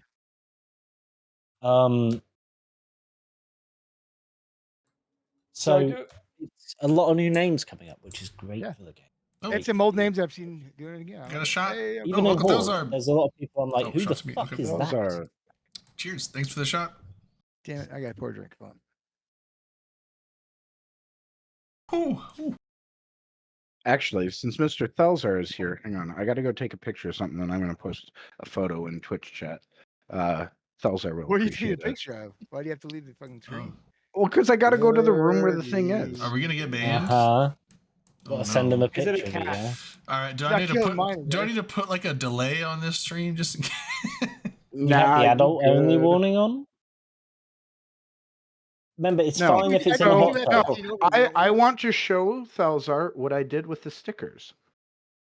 Okay. You're not making it better. Fuck you. Oh yeah, I did give him. I Yeah, got a I ton got of the stickers stickers. from Thelzar, and I got as many as I could hand it out, but I could like there's a bunch of them that was for specific people. And I was like, dude, there's like 1,500 people here, and 80% of the people's bags that you gave me is like I don't know them, so it's like I was not able to find a lot of them. And Speaking then of stickers, was it Kyber or the Horde guy, Kilber? That narrows it down. Thanks. But why did you get your Not Calman. I did meet him, but when I met him, I didn't have my bag with me, and then I didn't see him again the rest of the meet, so I didn't actually get the thing to him. The question about why I'm speaking... Kyber. Oh, sorry. Oh, sorry, go Okay, ahead. You go so ahead. apologies for how ridiculously ginormous the link is, but I blame Discord. There's first one and second one. No, I put them on my hot water heater in my kitchen. My water boiler. You waterboarding who?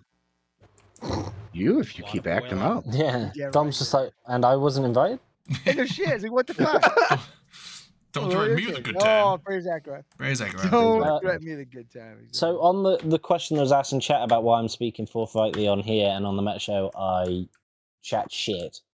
It's because that's my job on there when there's a war on. Keith and I have changed the Meta Show to be more about the news and stuff, but when there's a war on, I still have a job to do and I'm still meant to entertain. And I am a goon. Gotta do It's a that good deal. On propaganda. here, I I mean, do not propaganda's have that propaganda. job. Dom asked me to come on here and talk about the war, so I'm giving my opinion. On the Meta Show, I give my opinion, but with a little bit of a spin. Gotta have that. Is the I mean, Dave, did let's you be get honest. the Spin Master 9000 handed down, or do you guys have a new model? Or? No, when I need that, I get Brisk to do a Fat and Frank video. That's fair. That is absolutely accurate.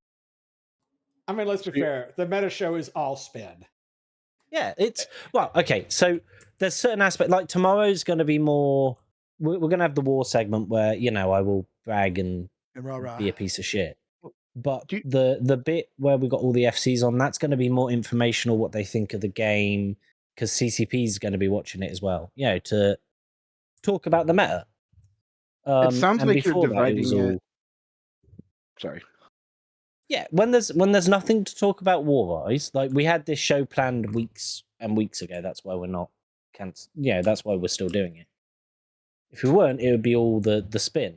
But when there's not a war on, the Meta Show is informational and about the meta. When there is a war on, it writes itself for us, and we have to play to our audience. And unfortunately, because we can't get any prominent people from the other side on, which we'd happily chat with and not do the spin bollocks for a week, leaves us no choice. That's why me and Keith always shit on Goblins and Horde FCs because we'd ask them, and it'd be one excuse after another. Or in the case of some that I'm actually friends with, Goblins told me no.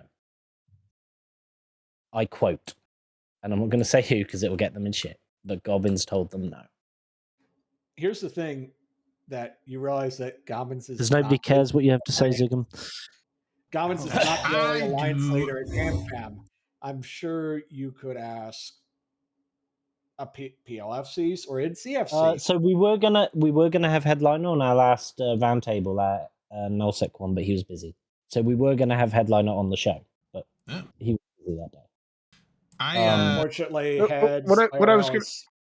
What I was going to say, though, it sounds like you're kind of dividing it slightly differently, but in a similar way to how Mittens used to handle like the whole black shirt, red shirt. Yeah, kind of. And you'll notice when there's big announcements, I actually wear a suit. Like the State of the Union, I was in a suit. Mm. And I only when it's listen to just the more audio, I don't chill, watch. Well, yeah, me and Brisk were in suits. Keith doesn't own a suit, so he was just wearing like a posh flannel. Yeah, kind of. When there's stuff to big up and all that, we do. When there's no news, we have to find bullshit to talk.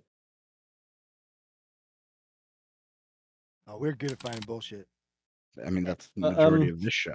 Yeah, that's what I just said. And Come on now. our shows where it's more informational, where we have these roundtables, normally get like 400 people watching. But that has a change since you've gotten there, because before that it wasn't Yeah. quite. There wasn't really an invite to other people out there in the game. No, I would love something you've to give- introduced to the show, which is kind of cool. Yeah, I would love to give the other side a chance to talk about it. Even get asked questions by Goon members because you never hear it, you know?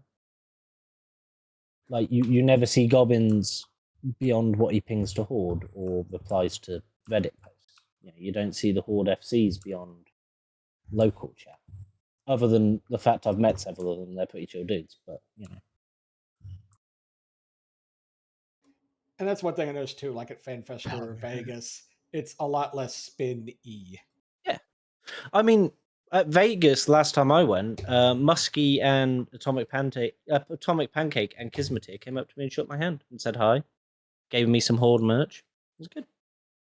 I like his. Every time I've seen Kismetir at the Horde, he always does the Lebowski cosplay, and it's always so fucking spot on too. I'm pretty sure I don't Redline was remember actually that. there. Redline was there when Gobbins asked me for a selfie as well. I'm pretty sure. I don't think I was there. I never met Gobbins. Really? Oh. Gobbins is really cool at Vegas. You might have I've read seen mine him, and but not never realized met it. him.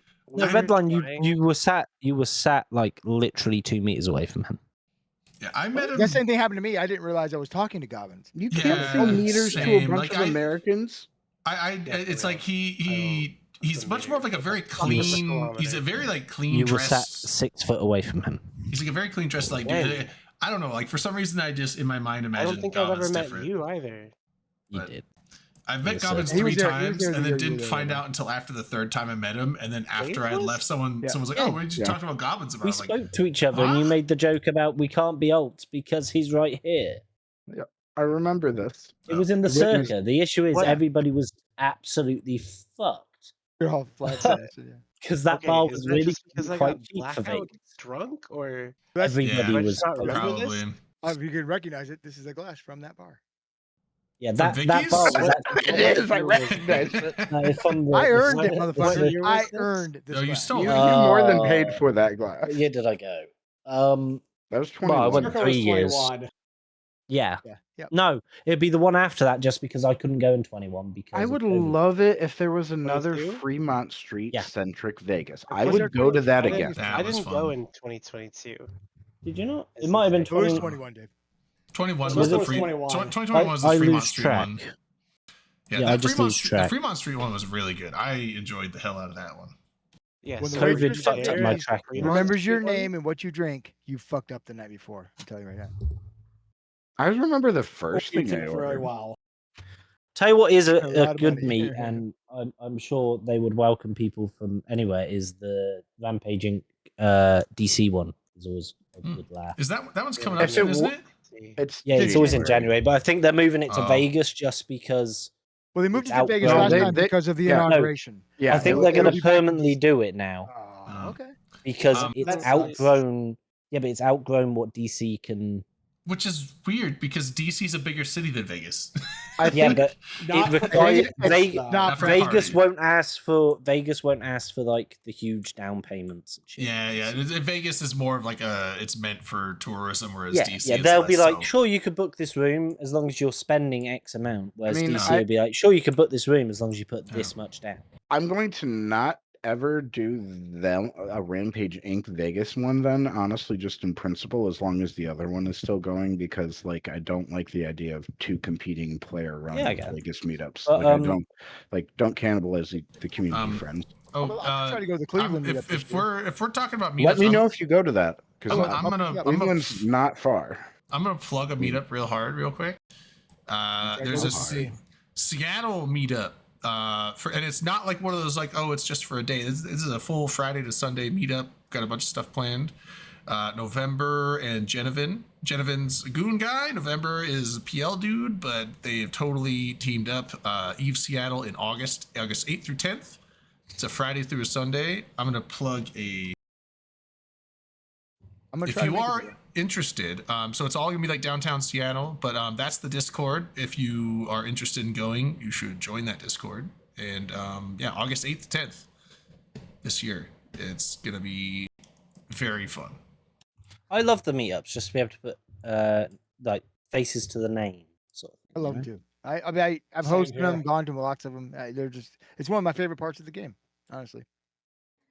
My Yeah, hope is that That's one of my favorite parts of the game too. The only thing that sucks about Seattle is the hotel prices downtown are fucking nuts. They're expensive. That's Yeah, I looked for my discount is very not available there. yeah. And I was looking at most of them, and now it's like I'm not going like the full week. A lot of times I'll like go on a Wednesday and come back Sunday. I'm just doing Thursday to Sunday, but yeah, it looks like a lot of the downtown one. Now you could get a hotel elsewhere. Like there is the light rail. The light rail makes it very quick and easy and cheap to get. You know, like an Uber might cost you $30-$40 to go somewhere, but the light rail is like $4, and it basically goes from all the way from SeaTac Airport all the way up to Linwood. If you want a cheaper one, you can go further out of town, and if you get something that's near the light rail connection, you can get on the light rail and spend like 5 to 8 minutes and get to downtown for like $4. The thing that I would say though is I highly discourage doing that if you plan on getting like drunk, like what consistently happens at most of the meetups I've been to, because trying to navigate, unless you're familiar with the city, because trying to navigate a city that you're not used to's transit system while trashed late at night, bad combo. Yeah, although the most light fun rail's a little adventures easier. happen. It's not like subways that go all over the place. The light rail literally goes north to south. It's one line, and so you're basically like you're either going. There's trains that go one way that's going north, trains going south. So if you're like, oh, I gotta go up that way, then there's only one train to get on, and you just gotta, and it'll tell you each stop you get off at. So I don't know. I think it's a little easier than like other big cities subways. Definitely easier than bus systems, but. Well, fair, but like when New I York looked subway. at when I looked at there were two hotels like north of downtown that I could get my discount at, which would have made it so I could come to that meetup. But then they weren't close to the rail system, really, like a mile or so. So like, I was like, okay, this just sounds like a bad potential combo. I'm not gonna lie, Skyhawk. That discount, since you hooked me up with it, has saved my ass a couple times. Like I'm going to DC for Christmas, and it's saving me like $200 a night. I'm telling you, all I need to do is find myself a cute boy that works for an airline, and I'm like, we're There you set go. together. I Get the used to. airline discount and the hotel discount. Fuck yeah. I will say So- this as well. If there are any Formula One fans here, the Canadian Grand Prix is Memorial Day weekend next year. So if you have not been to a race and want to try to go to one, that's probably a good opportunity. I live a few miles Because away it's from downtown Silverstone. Montreal. So, Dave, you think Um, you'll ever come back to do a meetup in the United States again? Oh, they're my favourite ones, mainly because Europeans annoy the ever living shit out of me. You guys are Hey, awful. I get it. Americans annoy the shit out of me. Let's just switch. Oh places. yeah, but I can make fun of an American; they won't understand what the fuck I'm saying. But I will be ever now blast. No, I always do. Finance is a bit tight at the moment, but I do plan on it. Damn it, Dave! I wish you'd told me that back in 24. I would have had a drink with you. 24. Did I go in 24? Yeah. Oh, I did go. Well, no, I went to No, America twice. I would have had a drink with you in Milton Keynes. Oh yeah, So- well that's easy to get to. Because I went to Silverstone in 24. If you I was at Village. It was so nice. if you decide to do another DC or another meetup stateside, if you don't do Rampage, I highly recommend the NOLA meetup. New Orleans, yeah. Yeah, New That Orleans. one's It's a lot of fun. That one is really good. Delana usually It's sets just- that up, and That's actually, the she's reason I'm always set skipping it up. Vegas. I'm gonna do that one instead. Yeah, that one. I've been there twice. That's probably one of my favorite meetup spots, I would say. Yeah, I would Anyway. do New Orleans again before I would do Vegas again. I agree. Yeah, That's my plan. I I'm mean, gonna I've do been to New Orleans next Vegas year like instead 8 of Vegas. times, and so I mean, Vegas I've is gotten really, kinda bored really, of it. yeah. Vegas is very fun, Yeah, but same here, I Dave. mean, once you've been there over and over and over, it's not like it won't be fun, but it's. I like. mean, I like I doing love new gambling. places, so. I felt it. I love yeah. gambling quite a bit. There's but casinos in New Orleans. There's a Exactly. Harrah's or Harrah's or whatever. When I went to Harris. DC, Harris. when I went to DC Hurrah. last year, me and my buddies went to the MGM in DC. That was good fun. Yeah. Won So quite a bit on crabs. Yeah, that's a nice I- casino. got I wanna go crabs? It there. was very I nice. I don't have a solid details on it yet because I'm in the early planning stages for it, but just something for especially the rest of the crew to think about. I'm working on seeing if I can get a room block and organize something here in Grand Rapids August of next year. Is My it, Who'd we lose? Red line. Red line. As soon as I talk about a local meetup here, he dips out. My yeah, I travel don't know if I'd do that next just because year of money. yeah, my travel budget for next year is going to Iceland. Oh yeah. 'cause And I What think if next year I'm gonna skip FanFest and do I more am US probably travel. skipping I'm FanFest going- forever. 'Cause it's so expensive. I'm going next year because Yeah, my you kind of went friend- overboard. you blew your budget. Go ahead, David. Sorry. My friend that got me into Eve. By the way, do you see my message, Wait. Drayden? Oh yeah, hold on. David, let him finish though.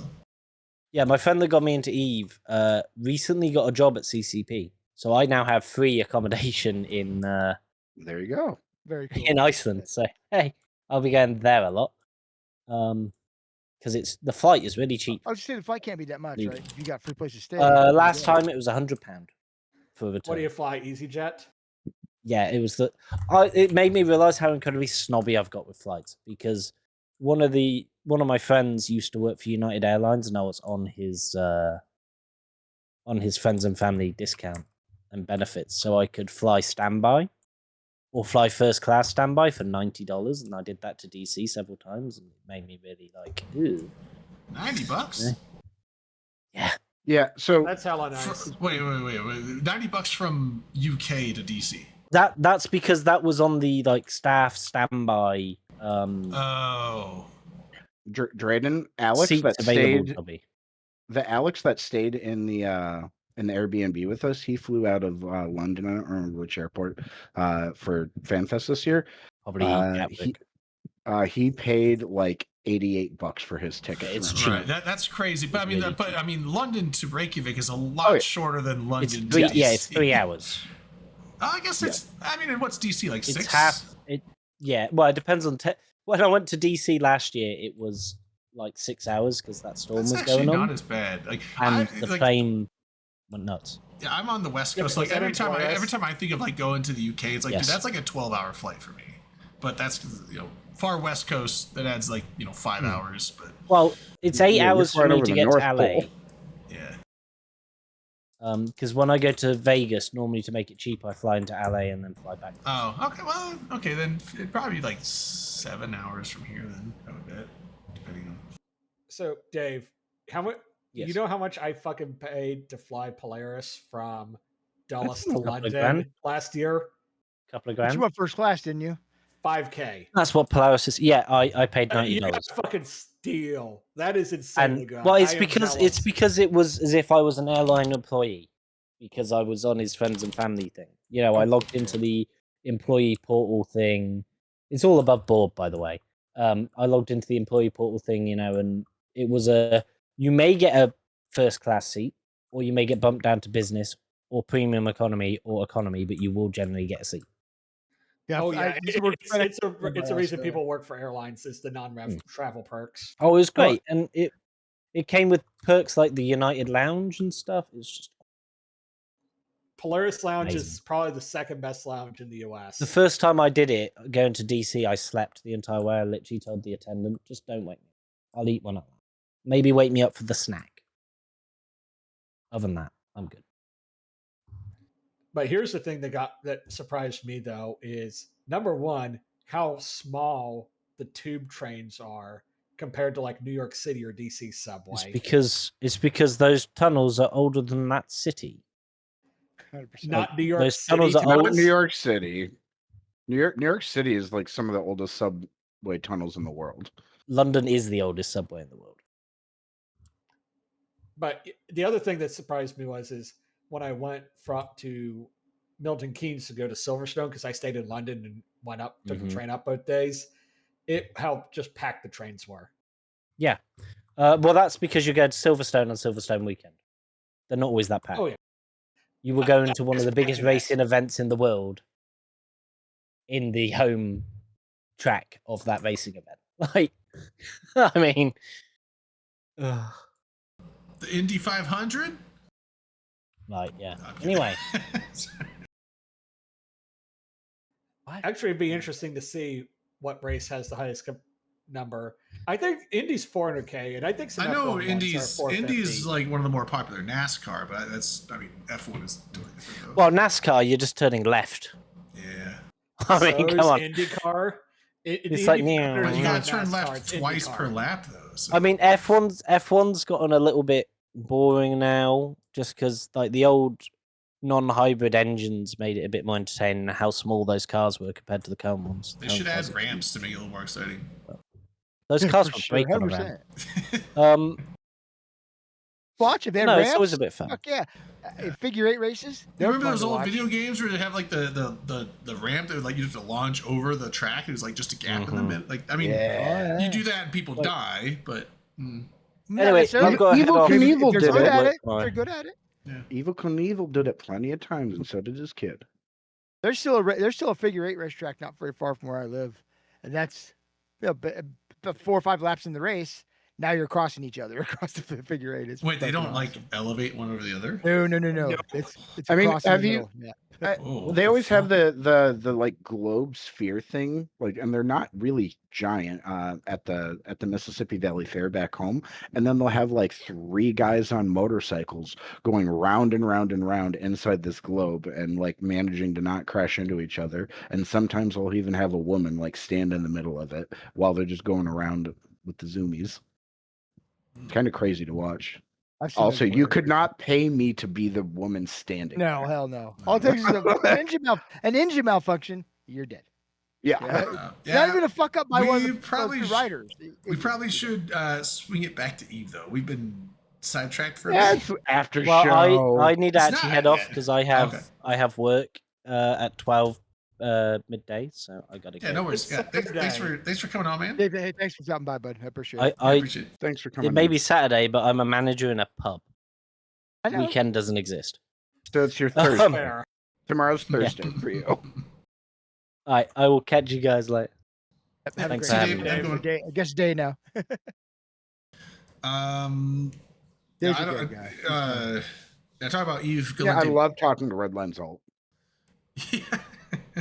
I should have worn my Dave equals Redline shirt. Damn, I didn't think of that. Dude, I didn't want to say it, but I was like, dude, Dave Archer, I got your underwear. Not his specific underwear, but no, How do you know? You No, don't the know. underwear I Maybe he have- wears them and sells no, them. the underwear I have is by a brand called David Archie. So, Oh. so I was like tempted to be like, yeah. And I was like, no, let's not. I want to flash Raiden undies on cam. No, they're really nice though. I like them. Very comfy. Oh, the crew. Support lived matters. in Yeah, Germany sorry. for a Anyway, year and a back, half. Eve Online. All right, we were going back to Eve Online. One sec. But yeah, the Calenti Blast. I don't know. Did anybody check out the new skins they're giving? Not giving away, but they're selling on the thing. Pretty fucking cool. The comments got a new one. Oh, Are they It's Tamper new- skins? No, the Luminary Rising I one. was gonna say, well, I mean, since Dave spilled the beans, I didn't have to be the one to spill it, but yeah. So Maelstrom's coming back, partially. If you're interested in a Maelstrom skin, I did put one on the what do you call that thing? Paragon Hub or The something. Paragon Market. I made one for myself because I'm like, this is really cool. And I was like, let me see if one sells. Because of how much Plex it costs to make it and stuff, I had to put it like 1.5 billion. I don't know if it'll sell it. Maybe it won't, but if it doesn't, I'll probably just end up giving it away. So, but- well, okay, sorry. But this thing, I was gonna say something, but That is a cute cat. It is. I love his marking. yeah. So I For made her? this skin. It's Here, I like it. It's like a skull, and you got the rib cage down the back, and like put the red on there for like muscle tissue. Pretty dope. I think it looks Sam. cool.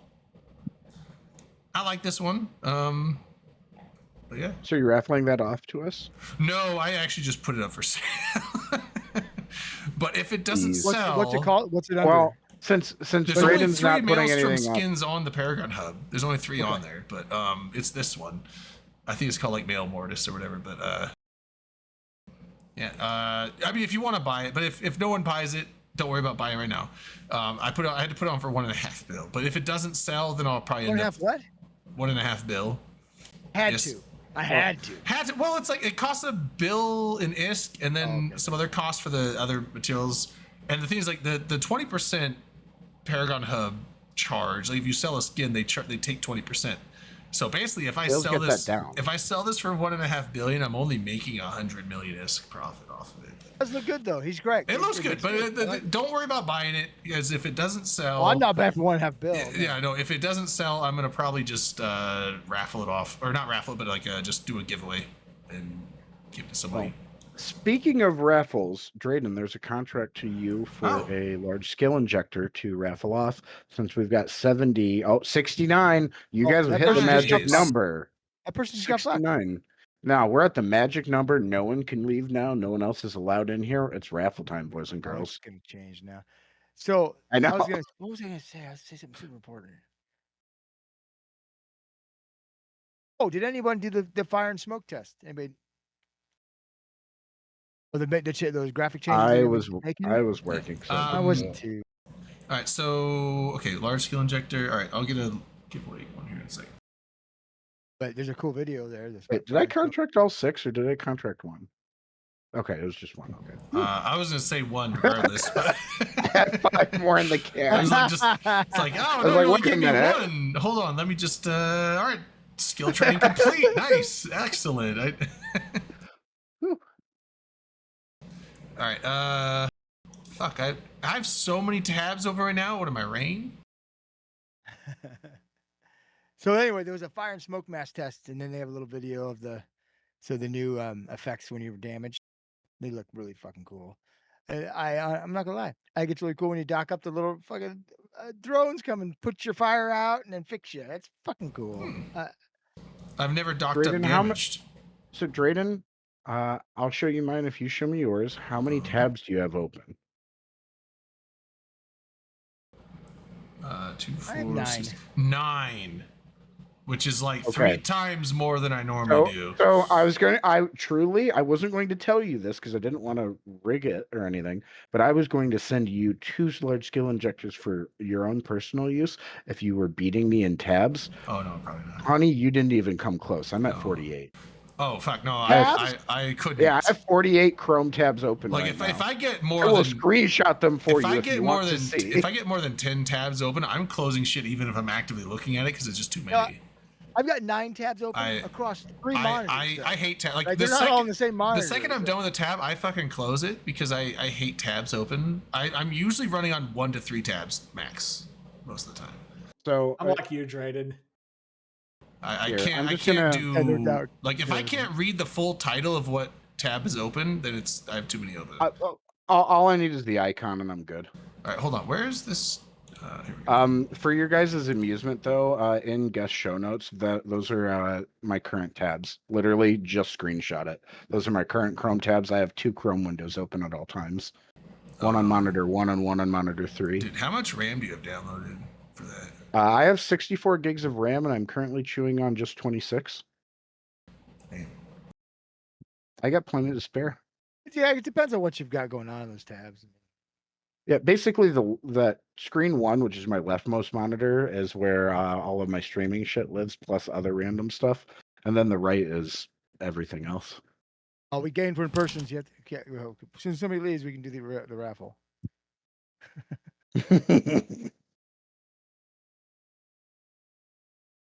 See, I do too. I'm usually watching 2 or 3 Raffle streams. should be playing up. shit. Raffle for large skill injector. Do exclamation point ticket to enter. It's free. You get 1 ticket, but it's So free. when it's an injector, it means it already has skill points in it, right? Yeah, that means you. Yeah, the extractor is the one that I figured. I was just making sure. that gives you the suck. No, you use the injector and it injects it into the injector. So hopefully I'll win the injection. raffle if I'm sitting in. Check that shit right into your injector. Right into it. If you've got So I both an should- injector and an extractor, it just shifts it from one to the other. So if I'm sitting in seat 11A on a 787, I should win this, right? Yes. That man used up a century. He used up his entire family's luck for the rest of time. All eight of his 9 lives. Like from what I was reading, he got thrown. Like he didn't like at the end of it just get up out of the seat and walk away. He was thrown right before the fireball happened. But he did then like get up and. Sorry for the sad part of this, but he described himself as like realizing there were a bunch of bodies around him and like just getting up and walking out of the chaos. Like fucking What a- insane. On a cheerful note, Street Corner says Sissy is open. I'm sure it's for the fire and smoke thing. I wonder how long they'll keep it open because maybe they'll keep it open forever now again. I know that they'd close it down because people were using it too much. They but- won't. They'll close it Oh, down it's just a probably weekend, within a okay. week. Just use Thunderdome. Oh. Yeah, nobody has access to that. Oh, now. I also So don't it's know funny- how up to date It's Thunderdome's a different beast. It is, yeah. I know they keep it up to date as far as. Well, I don't know. As far I mean, I feel like when they do patches, I have no clue how that gets worked Ships on. and modules get over there. Yeah, well, yeah, ships and modules. But I mean, I'm assuming any kind of infrastructure they do on Tranquility eventually has to go to Thunderdome. But also, Thunderdome can be wonky. I know that drones, which is really wonky for Thunderdome, like for practices and stuff for tournaments, like drones get fucky. On Tranquility, they don't like you sit your drones on someone, they stick on them, but drones on Thunderdome sometimes will just decide to stop attacking. And so it's like every so often you just have to make sure you reassign your drones, like hit F. If you're using a drone ship, that's why drone comps, like on the tournament earlier this year, well, drones get smart bombed. That's damn it. But I mean, like just their aggression, like in the tournament for the Charity Cup, which was done on Thunderdome. That's why drone comps were they weren't strong because Tech 2 drones weren't allowed in that tournament. So. And if they had a hard time keeping locked on targets, that makes it even more. So it made it harder. But also another reason why drone comps were iffy is because drones would because Thunderdome's coding is a little wonky. Sometimes periodically drones would just stop aggressing. So like you would tell drones attack this target, and even though you would be in range, like there's no reason for them to stop attacking, they would just all of a sudden stop, and you'd have to reassign them. So like you would lose damage every so often, and if you weren't paying attention, you would just stop doing damage, which I don't know. So that's kind of funky. I thought it was weird that people would use drone comps. Like it's like drone comps seemed like the weakest thing in that tournament, but people still brought it. It did win a couple times, but most of the time it didn't. And have it help you if you were getting jammed or damped out. Yeah, but if you set your drone, well, that's true because you'd have to reassign them. You couldn't reassign them if you're That's another one. Good point. Good point. Yeah. So sorry, that was Sissy's open up for the weekend. It sounds like thanks to Thanks, Treecore. Let us know. It's a good place to go if there's something you've always wanted to try and you can't yet, or what for whatever reason. You can go to Sissy and get on there. Who That's the kinda fuck you cool. calling a sissy? You motherfucker, get back to your chair. No, maybe I won't. I'm pouring a shot in the kitchen. That sounded just like, what was that old Dre 2000 album where it's like, why, who you calling a bitch? You, bitch. You bitch. Fuck. All right. Tracking. Have you all What's up, seen- dude?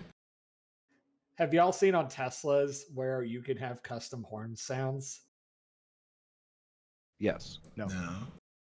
Someone used the clip from Ludacris's "Move Bitch" as their Tesla horn. And you know what the real reason that feature got added to Teslas is too? So Elon could play the horse Twitter. vessel lead.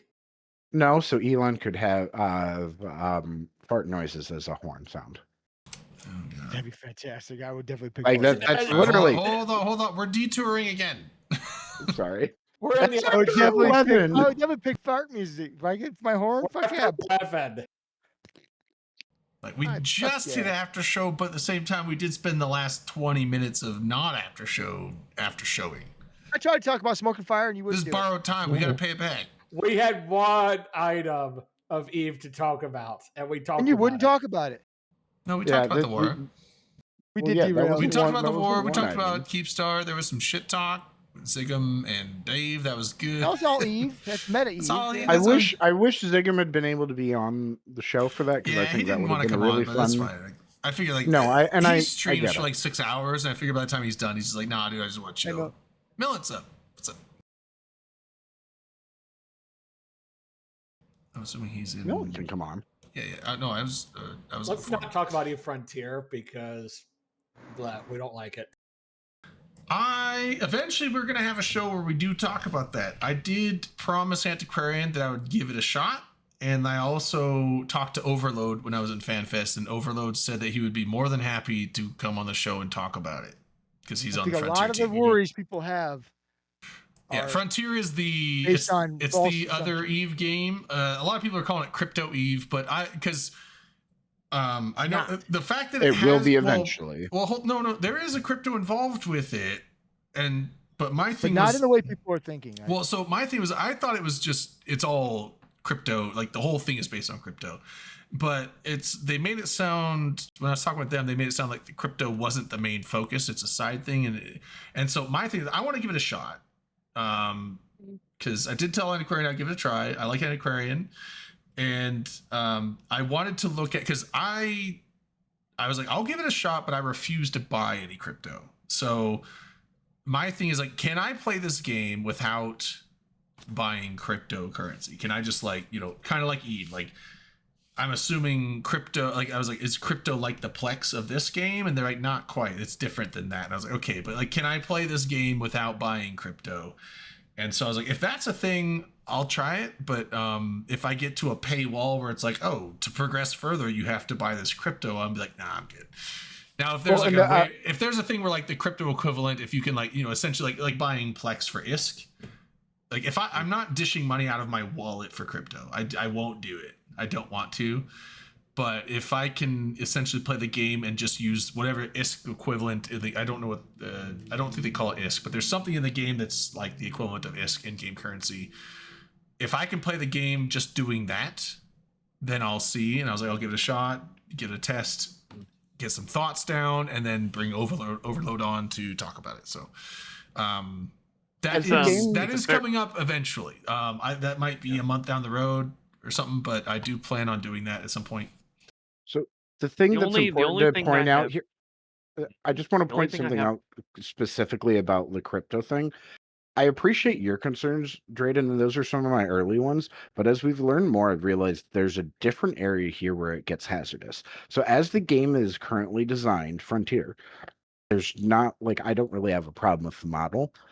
However, and this is based off of the history of what the outside investors have done, they have a history of coming in, hyping something up, getting something built up that gets a user base for a crypto, and then turning around and dumping it and making a profit and walking out the door.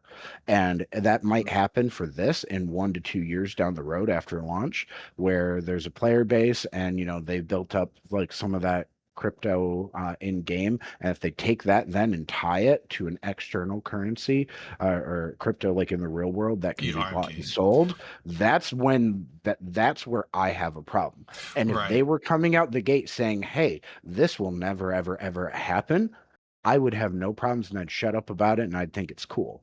But I don't Yeah. trust that won't happen. It will Yeah, happen and someday because these outside investors, they gave that money for a reason. They're gonna get their payday. yeah, and so that's my thing. Is like I am willing to give it a shot, and that's I'm gonna go give it a test to see for myself. And that's the thing. I mean, like, because yeah, I agree. They knowing Hilmar and his Crypto obsession. Let's be real. he's a big crypto bro, and the whole I do remember hearing something of like a play to earn, and I hate the play to earn model game. I hate that inherently, just because it, like, you think botting for, and then it's not just an Eve, in all game, like WoW does it. People like they gold farm and then sell gold for token, or get tokens and sell that for money. And then same in Eve, like you get ISK bots that will just farm ISK and sell it. And I think the play to earn model will just amplifies that to a massive degree. And I hate that whole aspect of it. So if that is what it seems like to me, then I'm not going to have a good review of it, but I am going to go into it with an open mind and check it out. But I am also going to, it's like, hey, I'm going to give my honest thoughts on it. So, and that's kind of like that's kind of what I want to do it to, like, because it's one thing to like hear some rumors or hear some like tidbits about it and then make an opinion. Sure. But I would like to make an actual informed opinion about it, rather than just be like, oh, I heard crypto, fuck it. Like, No, just for sure. I wanted to say that because I think it's important for the conversation, because as the game stands right now, you could play it and not know anything about that potential reality coming down the road to and slapping you in the face 1 to 2 years down the road. I mean, they've Yeah. changed the system up again. So there's a completely different play system since the release. I'm not even sure this is going to be a full total release. We did have a day one issue that cropped up, which was very strange. I have never seen this in a game before happen, where usually normally like a simple bug usually happens. It's like one problem and it's a very simple fix. We ended up like with 5 separate solutions, and no two solution was working for people, to the point where like literally it was throwing off a lot of stuff.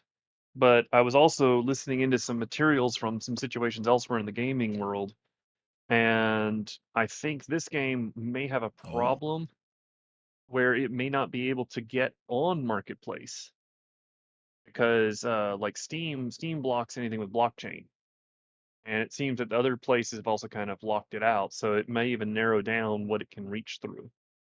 that's Actually, one of the reasons, interesting. like, even with the like, technically we could use the same launcher for it, but they're separate launchers now. I It's like like that a they're separate launchers, to be honest. I really don't want yeah. anything crypto based fusing with Eve, even if it's just like the same launcher for 2 different games. Don't bring that shit near Eve Online, please. I don't Yeah. care. Like I said, like, I'm gonna go into the game, give it a try with an open mind, but I am Mhm. very anti crypto.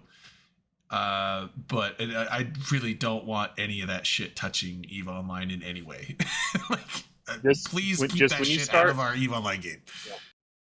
so Drayden, when you do it, just make sure and be mindful when you're playing it. You're really going to have to. The only tip I'll say is this: you're gonna have to be very mindful about your cargo space and formulas. That's gonna be the main thing I'm gonna say. So I'll say this about I know it's Eve fuel. Frontier. Like, is this like something where fuel is like such where it's like real life? Where you're just like always looking at your gas tank, going like, God damn, I need gas again. Like, Well, they changed the warping mechanic now. The warping mechanic actually is using fuel for a jump, even more so than before. So, but you also have to like there's a fuel type that you can get early on from salvaging. Like this game's actually a lot more about where you have to salvage, mine, build up, leave your starting position, and then you can kind of wander around. They've completely changed the entire system, even from the multiple tests I've been through. So I have a question. So like, if you run out of, actually, go ahead. I didn't mean to cut you off. Go ahead and finish. I'll have a question when you're done. so it's important to understand what you can carry on your ship, what you can reprocess, and then turn into materials further down the road. And so it's a build up system in order to then build up to like the fuel to allow you to jump and leave the system or move around. So you have to be very mindful. They added a new system for Lagrange points. So like where we just drop a station anywhere that we want to for the most part. They use a Lagrange point system that you can claim to build a base. That makes me really happy that they've added that. That's really cool because that that's actually just does make it closer to stationary. Because yeah, otherwise, that's it has closer to be to orbiting. reality. Yeah, it's like you can't just plop a station on a planet So- and it's just stationary like that. Like, yeah, you'd have to orbit. But if it's a Lagrange point, well, it still orbits the star, give but us- in give relation to give the us- planet, it stays the same. Give us the 120 seconds because I'm not going to have you do it in a minute. Can I ask What- my what- question before you do yours? Because I Oh. had a question real quick. Well, I was gonna ask you to Oh. explain what is a Lagrange point. Oh, so yeah, okay. So that, real quick, a Lagrange point. There's usually 5 of them, I believe, in most orbital bodies. So they're basically a thing where, let's just say you have a sun in the center and a planet over here. Mhm. That's like the easiest thing.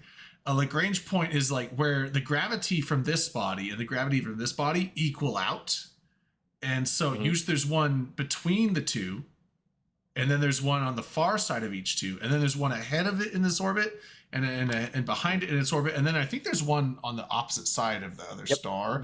That's where like this James Webb is. Well, the James Webb is on the far one. Well, no, on it's the no, opposite- it's on the one that's past Earth out.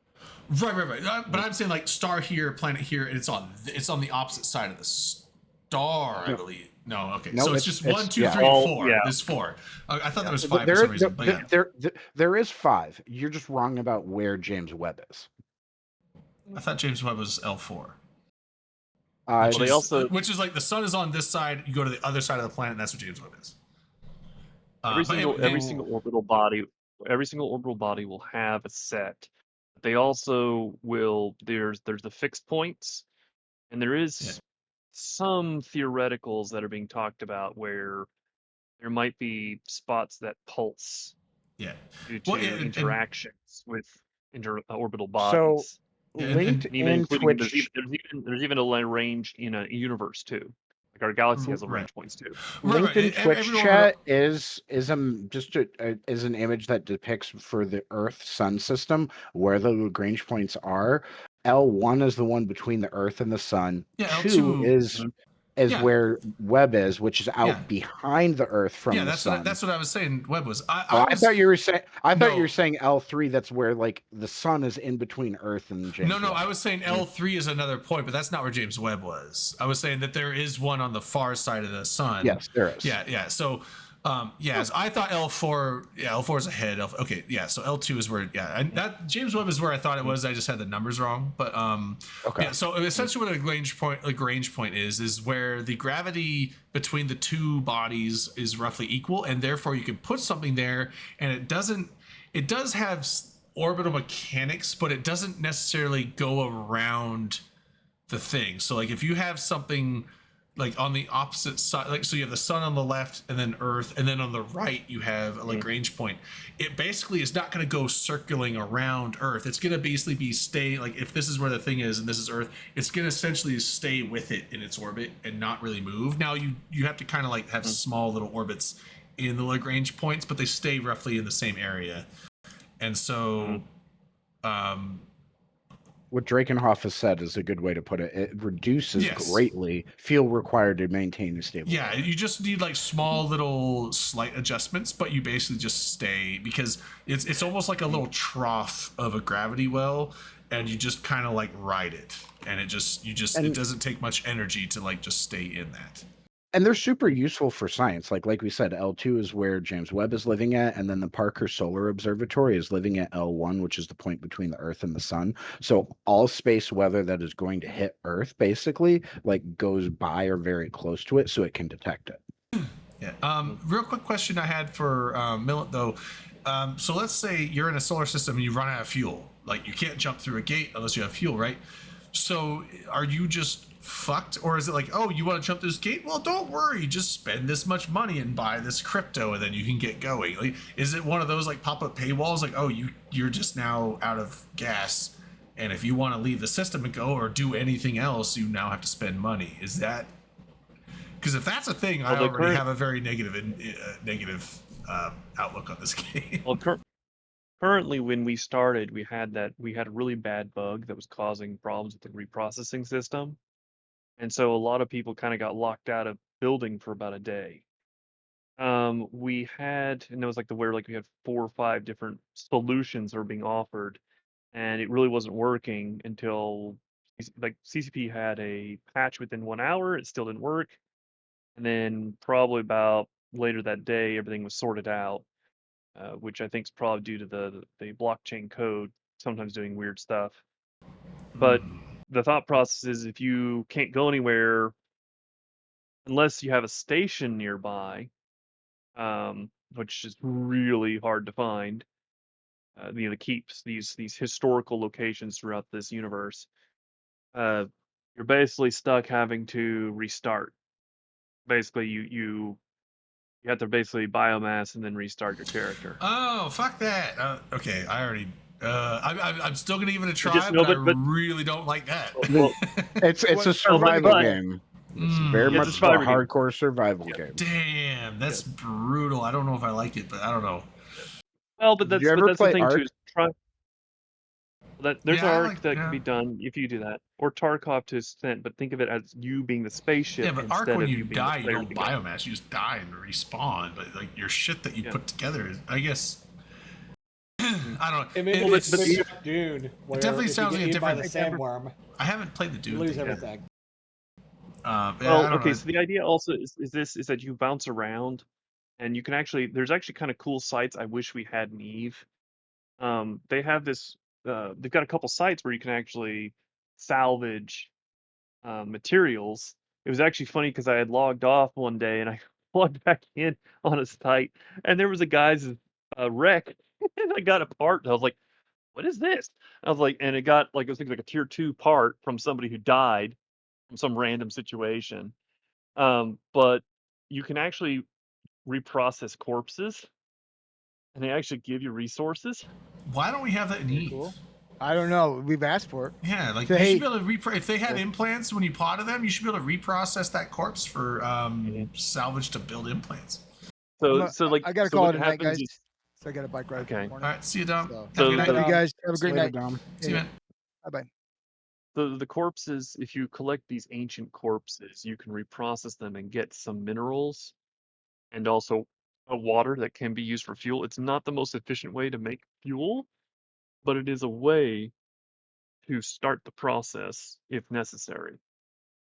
It's kind of this, it's an interesting thing, and they actually have some. There's actually an interesting thing that I've also noticed too, is that they have a neutral to hostile interaction system. So neutrals in an area can be floating around, and if you get within a certain range of them, they will change. Like you can actually see their state change, and they will engage you. Can you guys hear me now? Yeah. Amber, Taylor, why is your how's it name? going? Oh, your name just decided to invade Vlad's name on the screen. That's fine. I was like, what?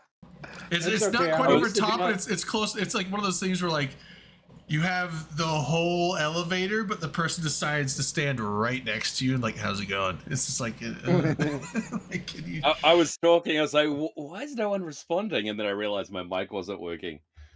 Oops. The So, I'm I'll say this Don't, about don't forget, Frontier. Drayden, you've got the Oh raffle. shit! Oh yeah, raffle. Hey Tamara, you want to on this raffle? You should. Exclamation point ticket. God, I can't talk. Fuck. Exploiting. Yeah. Yeah, So there's yeah. a raffle for a large skill injector. Exclamation point ticket to enter. If you're not in there, do it now. It's free to enter, and I will draw that here in about 30 seconds. So you got 30 seconds. Exclamation point ticket. I got a question for you, Melon. Is there a bug with the fuel in the game at the moment? Because you can't fuel. You can see on my screen you can't fuel up your ship for some reason, which is really annoying. Because if you run out of fuel, you're stuck, right? Well, there's two types of fuel you have to collect. There's one, it's called unstable. That's what you gather Hi, from. Mrs. LB. There's a Mrs. convoy. LB. There's actually sites in the game that you can actually raid. And if somebody hasn't picked up everything out of them, they'll have like unstable fuel you can use. Then you reprocess your materials to make water and other materials to then make D1. Which then you can add, you deliver it to your ship. It's got a really weird mechanic to deliver. And then once you've delivered it to your ship, you have to go into the sub menu over by your capacitor to do the loading. There's been some on and off weird that's stuff. Like I've had, there's all kinds of weird bugs that have been going on. Like I was able to, like if I relog in the game, it'll go back to normal, and then I can just upload everything good. Those are. Then other times it'll whack up sometimes. So I'm not sure exactly. Check with the Frontier crew and ask them if there's anything that's destabilizing. Awesome. Congrats, Telzar. They've been So I'll say this about But Frontier. generally- I'll play this is a message to all the CCV devs. I will play 40 hours of Frontier if we get Hot Titans back and they give us a new Revenant model. Request denied. What's wrong with the Revenant model? He's a hater. Do you have an Have you seen IGN, it? Telzar? You did IS. I figured I'll throw a crypto bribe out there to try to get No, good things done. So real quick, for the ISG, there is a command. So like people have to type IGN for it to show their in-game name. There is an actual command. I forget if it's exclamation point ISG and then like maybe the name, but like there's a command where you can put it and then put the person's in-game chat name, and it will spit out their in-game name. So you don't have to have them IGN you back. I forget who I saw use that. And I was like, oh, I should remember this for the stream, and I fucking forgot. I think it's ISG. Maybe I shouldn't put the @ but okay, thanks. Hey, Wait. Tamber, one question. Are they yet going to put you doing any skins for the ships in Frontier? Yeah, Alex, you just registered yourself as Uncle Telzar. I got it. Yeah, I got it back. Okay. I was like, what is this? Okay. I got Christ, it. All right. Alex.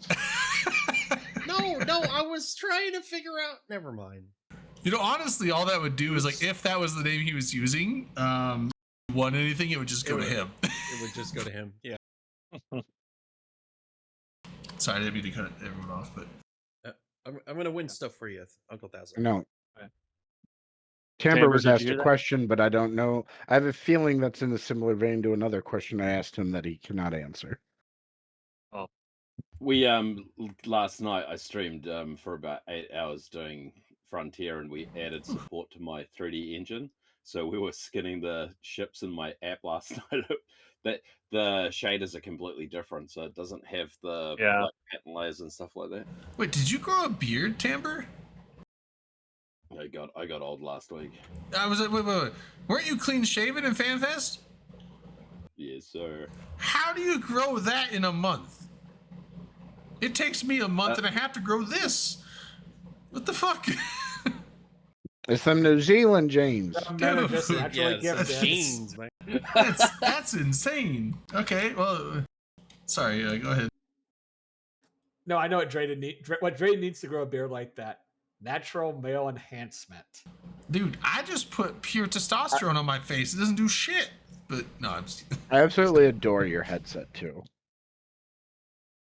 I wore it in front of the Eve art director for like 3 weeks. He got really annoyed. Did he feel like he was constantly being you right. were constantly advocating for cat ears? Those are our contracts up. If they make an April Fool's post next year for cat ears, I will laugh my ass off. I feel like that's them touching the third rail though.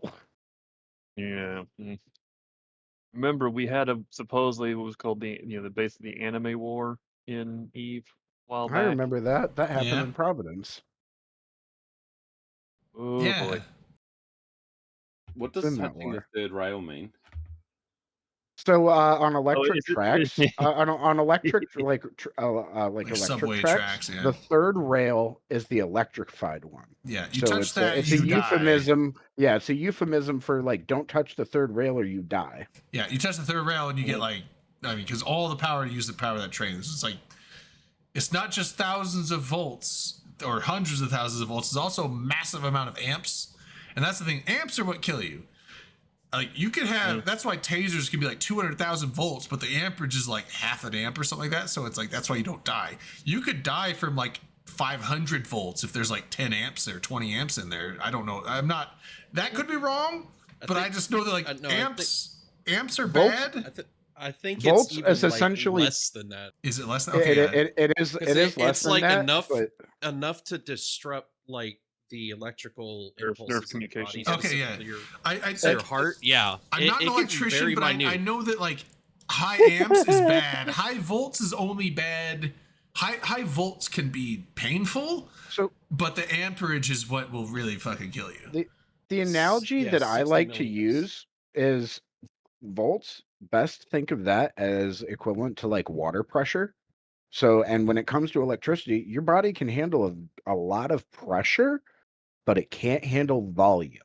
And volume is what amps is. But there's the difference. That's when you have the very dumbing it focused, down. I know. I'm I was like, dumbing you have it the very down. focused like water jet cutters. Like those are small amounts of water at high pressure, and they will slice the fuck through. I don't mean to like just destroy your analogy. But it's a good analogy for the most part, okay? I knew Science Man would take it. I'm sorry. I just had to do like that. Well, actually, moment. I expected it. You can. So if you're looking at you can get- amperage, 0.6 of a volt across the heart's enough to stop it. Thanks, Mythbusters. 0.6. Okay, but that's they did test that. That's right. That's if the amps are high enough, right? Yeah. So like, and That is the amperage. 0.6 of an amp across the heart is enough to stop it. Well, really?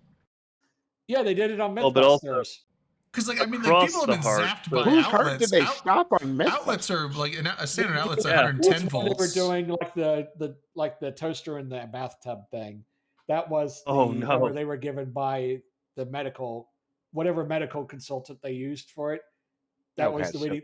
So they set the dummy up.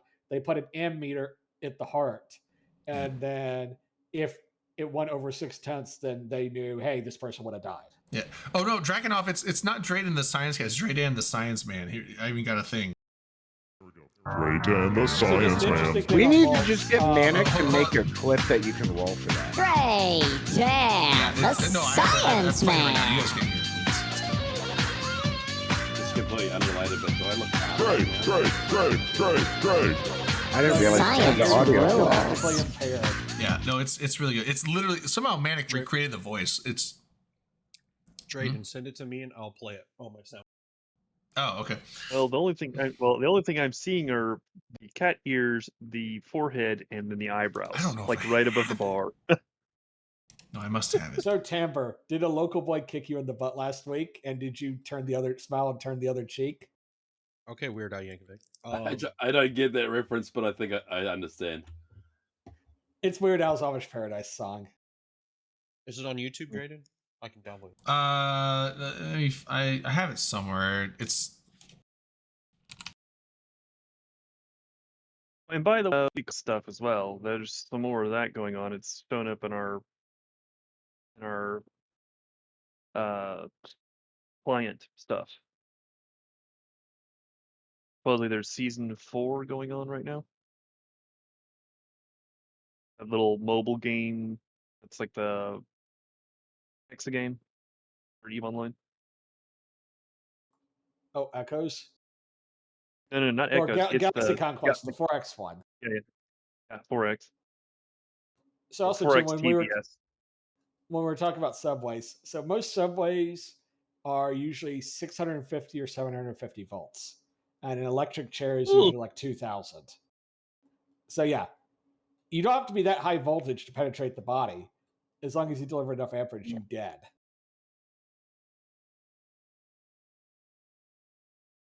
There's a reason why you soak the person's head when you're doing the electric chair. The damp connector. Yeah. I mean, if you've seen Green Mile, it's kind of accurate what happens when you fuck up an electric chair.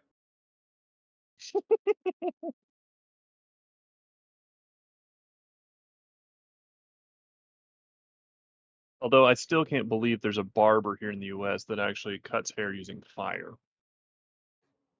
I have not heard of this. I'm going to go Google it because it sounds fucking interesting. That salon must smell like ass.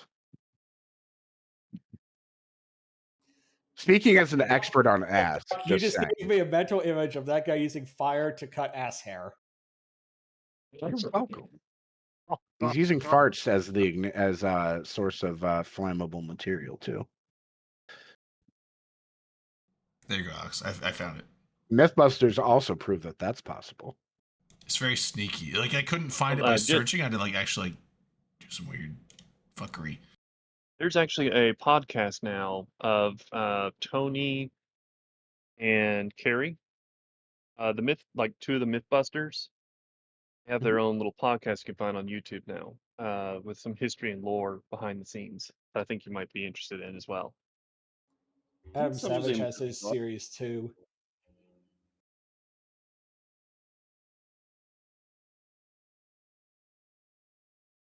Wait, Kent Clark voice. Wait, you posted this 15 minutes ago. Yeah, that's Alton Hovery. He is an AI or a voiceover.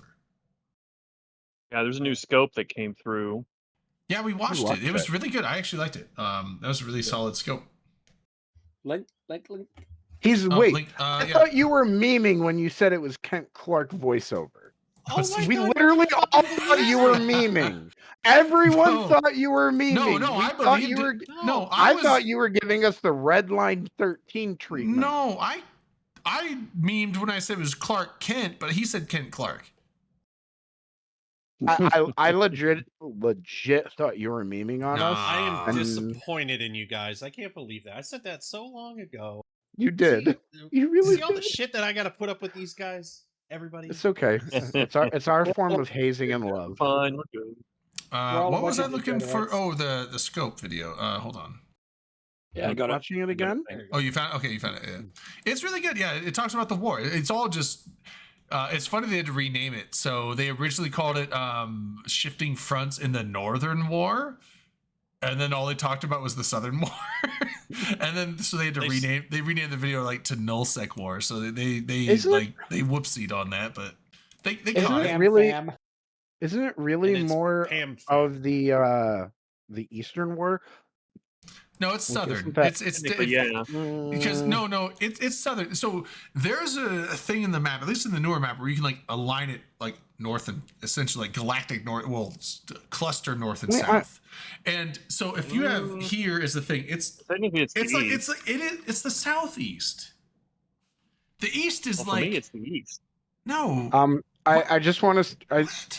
All right, I'll give you southeast. Do I need to will- bring the will- whiteboard I out? will yield ground on this. However, one area where I will not yield ground, Tamber, I challenge you to a duel to the death because there can be only one, and you have stolen my name on stream. There can be only one. Let's go. Let's do this. I mean, Skyhawk. Unfortunately, Douglas already has that name. No. Did you not? You gonna- posted a pic. Did you not see the manic meme about the A4 Skyhawk? Oh, well, yes. There was also the whole incident last year where I went to an air museum, thought that I was taking a picture of the Skyhawk and it was not a Skyhawk, and then you were the one that corrected me on that. Thank you again for that, by the way. Oh yeah, it was a Phantom, wasn't it?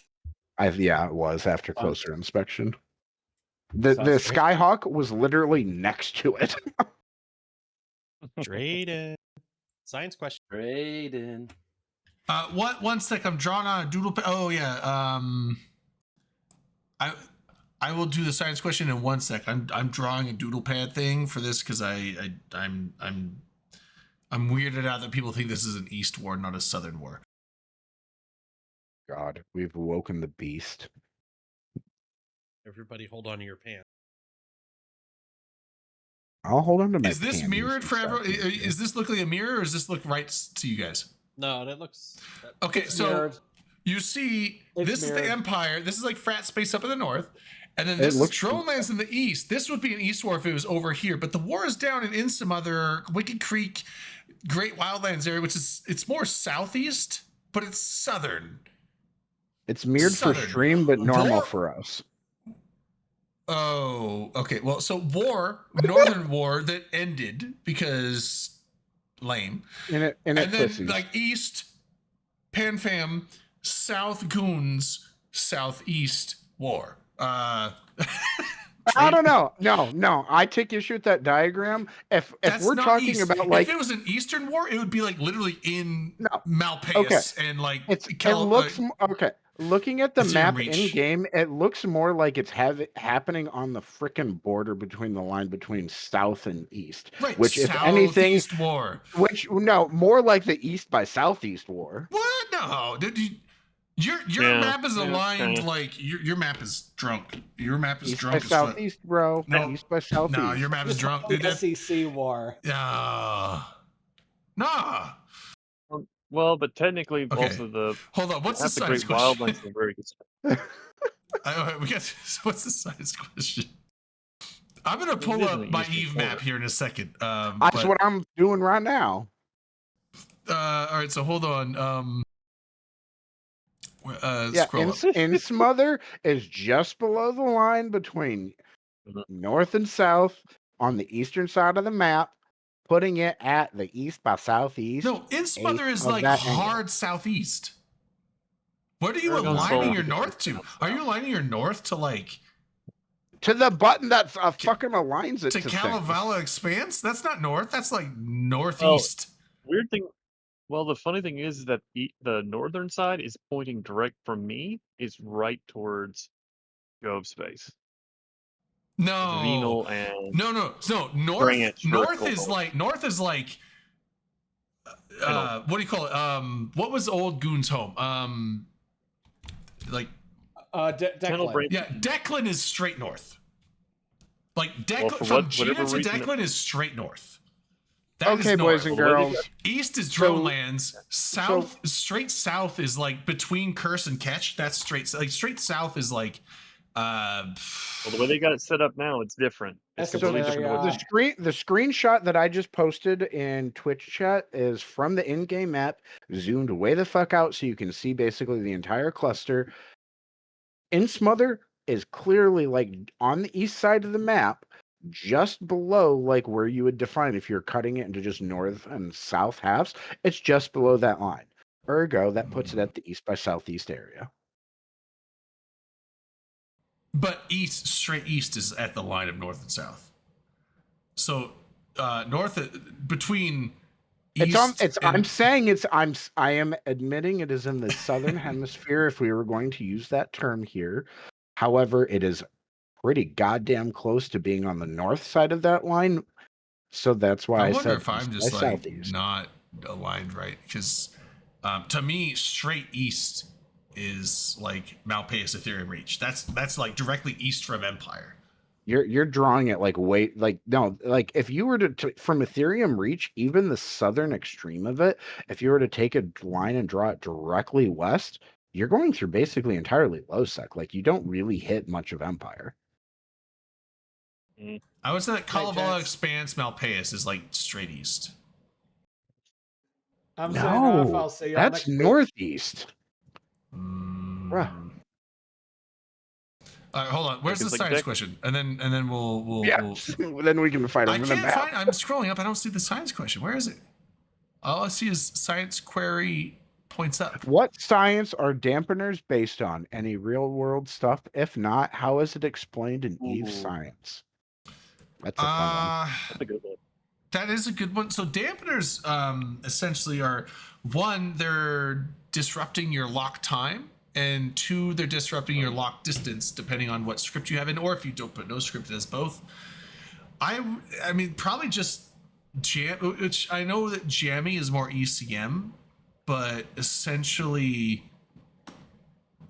it's Electronic still, warfare is it's the still term you're like, it's looking still like for. an essential type of radar jamming, right? Basically, and I know that radar is what Mimitar, and you have LADAR, gravimetric, and stuff like that for the different races. But like radar, essentially, radar is radio target acquiring type stuff. But I would say it's more just target jamming in a specific sense of it, rather than blocking targeting completely. It's disrupting the range of the targeting, or causing disruptions in the speed of acquisition. I don't know. It's like the almost like, Hustler. I don't really know if we have a thing like that. Like there are things that can Well, disrupt. We do. Well, I know we have jamming It's- stuff. so think of it as electronic warfare. Really, it's just different flavors. Well, yeah, but I mean, all of it's electronic. Target tracking disruption is target warfare or electronic warfare too. But that's Well, but different in actual real ECM, you can actually fool. It's kind of like spoofing. So spoofing is like where you give wrong packets of information. Your system is chaff? pumping out information. Chaff No, is not also, like chaff. Oh, Spoofing is where your computer system is dumping information out there that is giving false information to the receiving enemy computer. And so your system will say either I'm here or I'm not, or it'll even give you the wrong distances. Like you'll look at the radar screen. I feel like the that'd be more aircraft like are, right tracking on top. disruption though. Like that sounds more like tracking disruption. So you're giving the wrong position, and therefore the weapons don't track correctly. And in the real world, the lines between all of these things are a lot more blurred than they are in game. Yeah. Very As blurry. far Like as far as a real world comparison, I feel like sensor dampening is.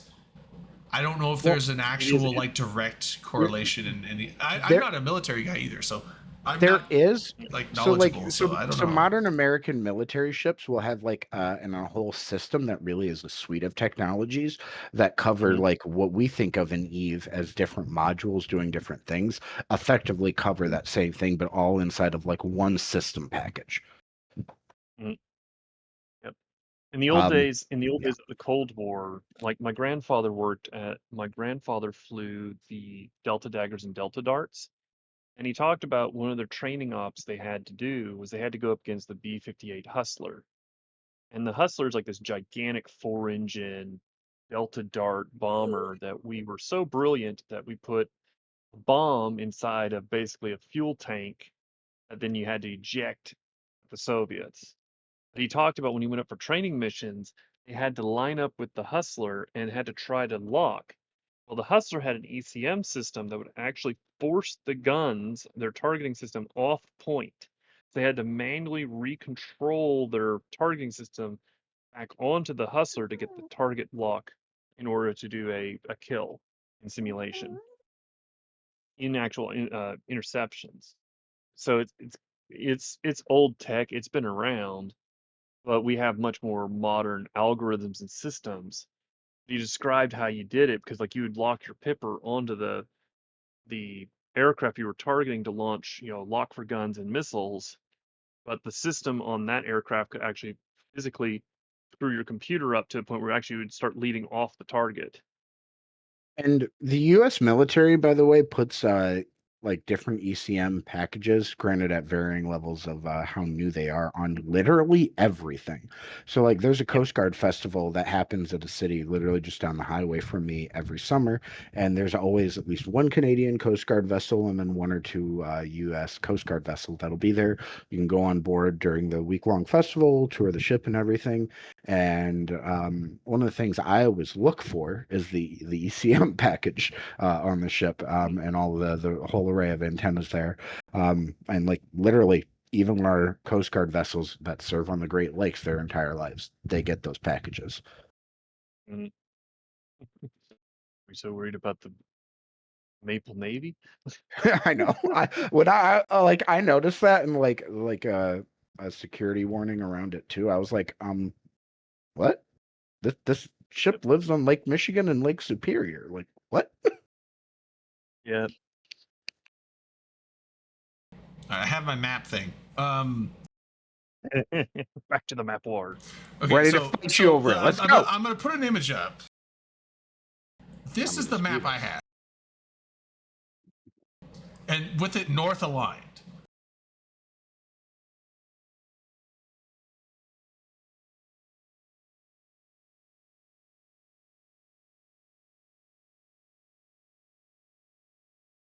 Yeah, me that's capture pretty cards. close to what I posted in chat. Oh, whoops. So like venal.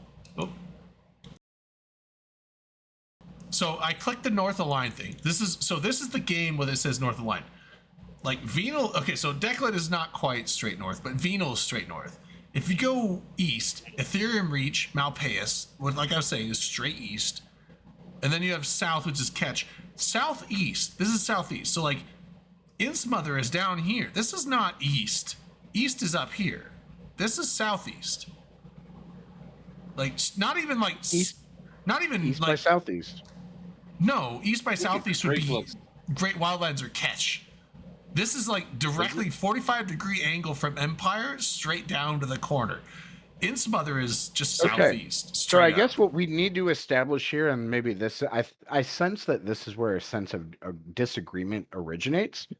We're disagreeing on where the center of Empire is. Yeah, isn't Wicked Creek direct east? No, Wicked Creek is southeast. Look at this. So I have Yeah, I know. this is I click this. This aligns the map north. Look at where Wicked Creek is. This is down here. This is bottom right. East is here. Ethereum Reach is straight east. Spire is straight east. Ketch is straight south. Stain is straight south. Now, Wicked Creek Spire is is not southeast. straight east. The Spire is here. Look at how like Empire. This is the Empire is here. The center of Empire is so Jita is up here, but the I if you don't use Jita as the center of house. I'm not using Jita. I'm using like in between Jita and Amar, and between Renz and like what's okay, the so I Galentic guess one? So this I'm going like here. Like let's just say our cell. Our cell is pretty center Empire. You go straight east from there, you get Ethereum Reach, you get the Spire. You go straight south, you get Ketch and Stain. You go southeast, which is down right, you get Deterid, Curse, Wicked Creek, Amencia. Innsmother is pretty much over here too. Like I'm going to give you like roughly around where Genesis is, just a little to the east of Genesis, because it's mostly a void there. okay, I will give you that as the center of that's house. okay. So let's just click I on will- Maya. Maya is the center. Oh then. my. But if you look, that's Wicked Creek is bottom right. If for it to be east, it would have to be like this. That's not. But look at the alignment down. Oh, hold on.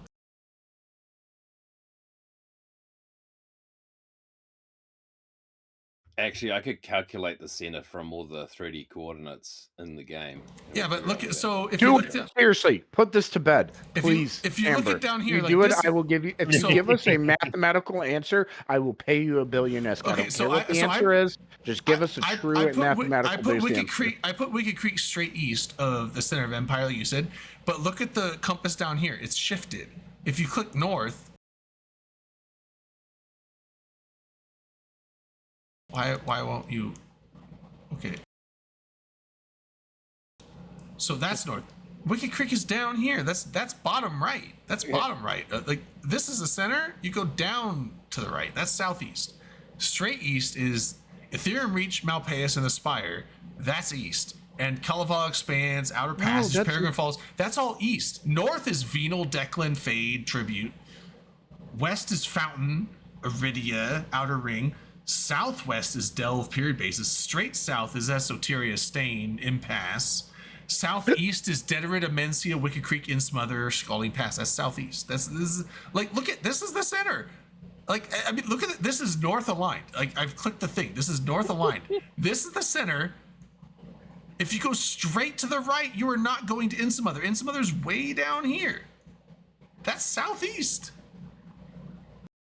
So unless everyone's just like, this is the map, I mean, or this, no, this is the map. If you guys want like Insmother to be east, then this is the map.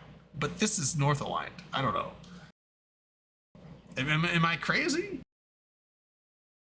I mean, they've changed several things over and over again. I mean, if you have an old map, to This map compare- hasn't changed. No, this map hasn't changed since I played this game.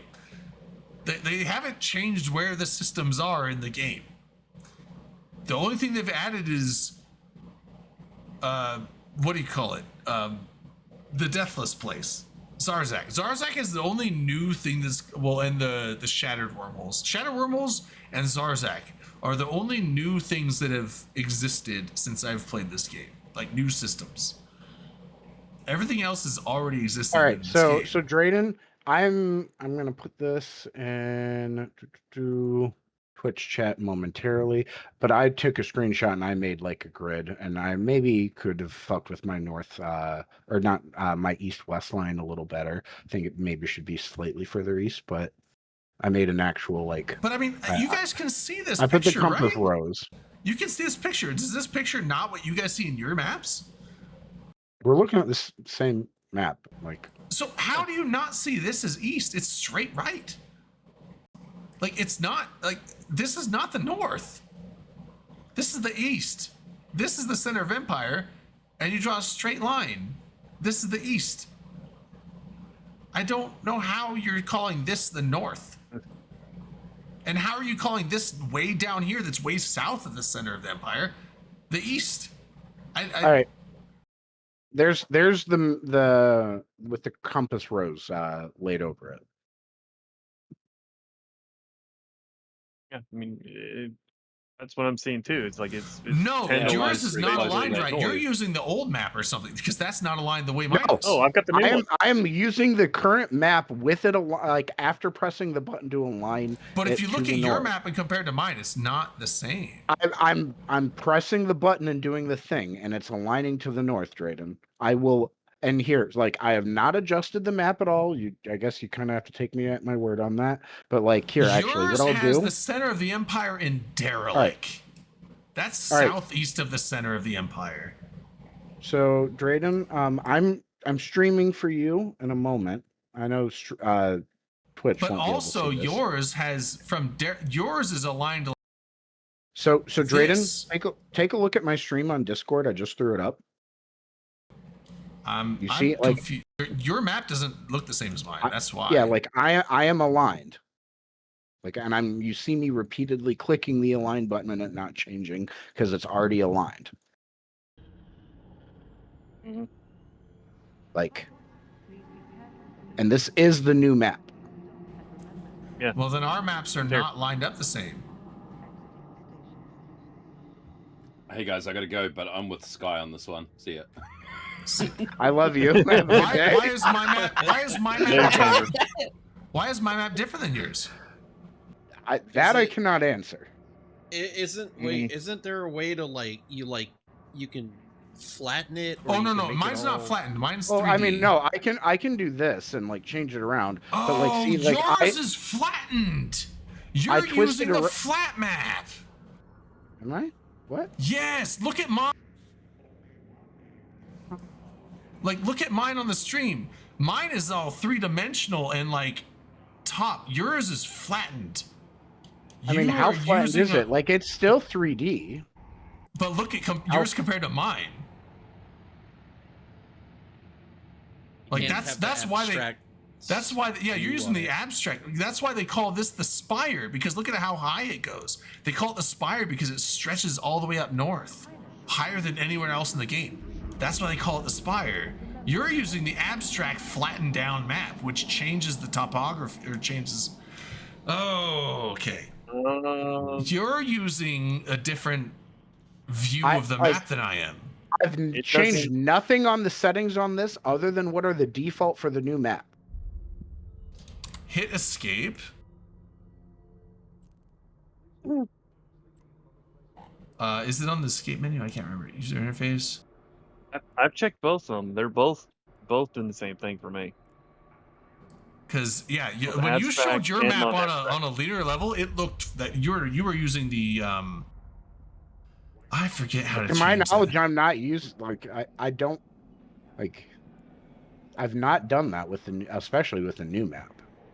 Like I've changed no settings with this. This is as it came working on release day. Where is the? Okay, so on the new map, so you see on the screen this little toggle abstract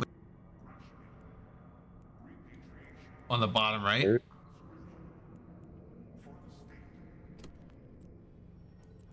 Yeah, you can toggle it, but even then, you look at it and you still align it. Yeah, so it like does that's like toggling that back and forth.